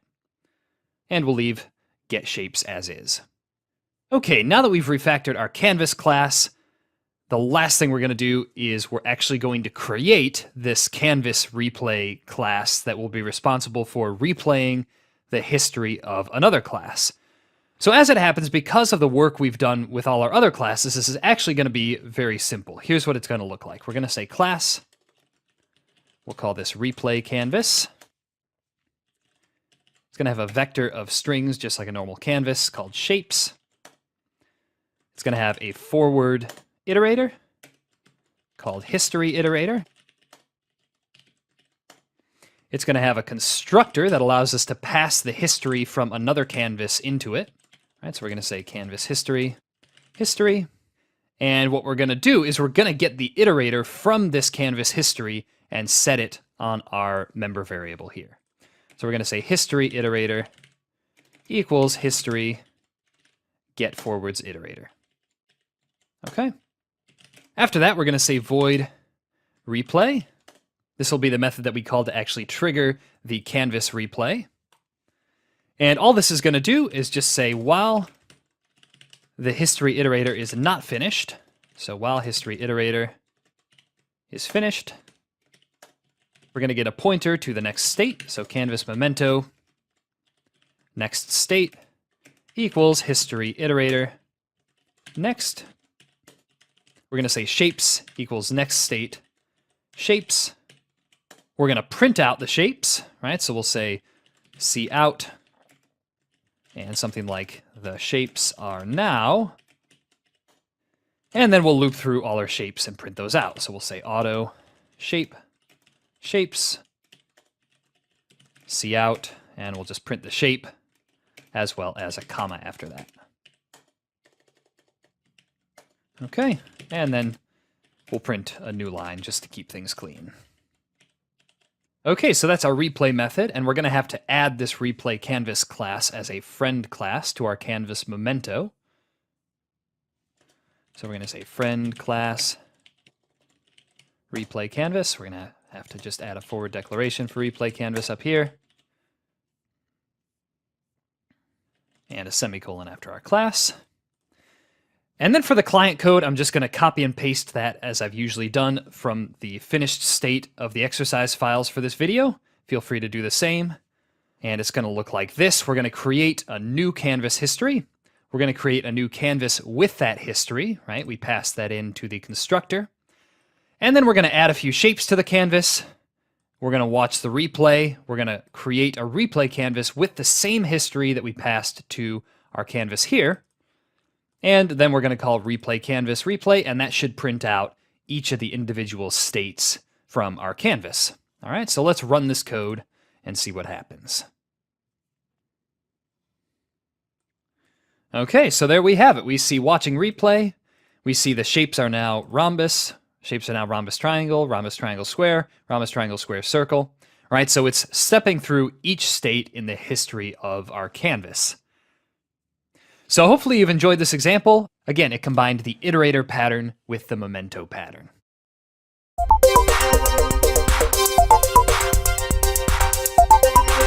Okay, so now that we've seen an example of how the iterator and memento patterns can fit together, it's time for a challenge. Your challenge is going to be to incorporate the null object pattern into this code alongside the other patterns. Basically, what we want to do is allow the client code to pass in a null object version of this history interface that we created here, and pass that into our canvas class in such a way that it doesn't actually do anything, but it also doesn't disturb the normal functioning of our canvas class, right? We should still be able to call all of our methods, and it should still work without causing any errors or anything like that. Now, the main rule here is that you're not allowed to modify any of the existing classes that we have here. You're only allowed to modify the client code and add another null class, right? So it's going to look something like this. We'll just say class null history, public history. So you're only allowed to edit this class. So this challenge should take you about 10 to 15 minutes. Once you've finished it, feel free to move on to the next video where I'll show you how I would go about solving this.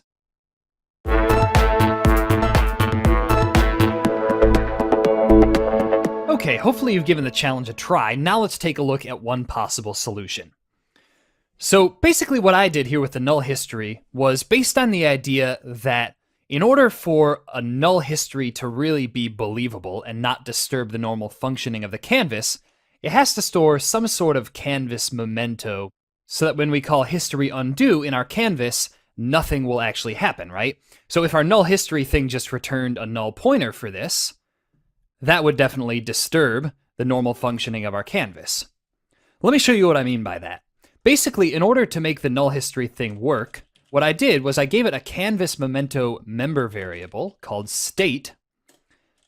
And basically what this null history class is going to do is when the canvas class calls add state, it's simply going to set whatever canvas memento we pass there to this member variable.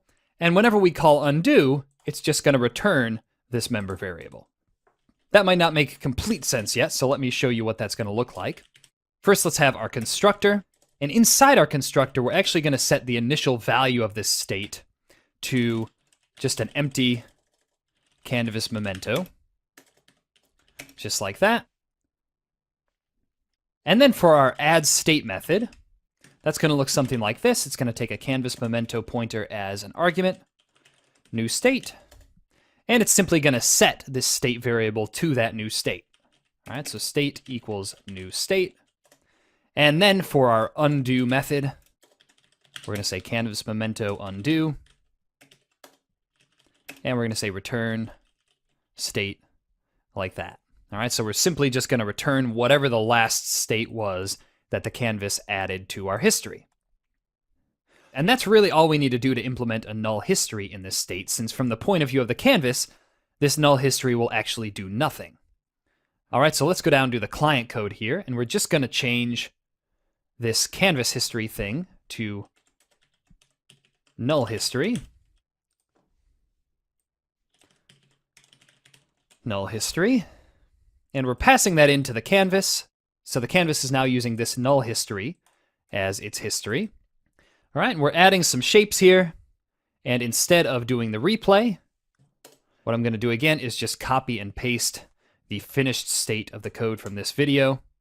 And that's going to look like this. So basically what we're doing here is we're just printing out all the shapes. We're trying to call canvas undo.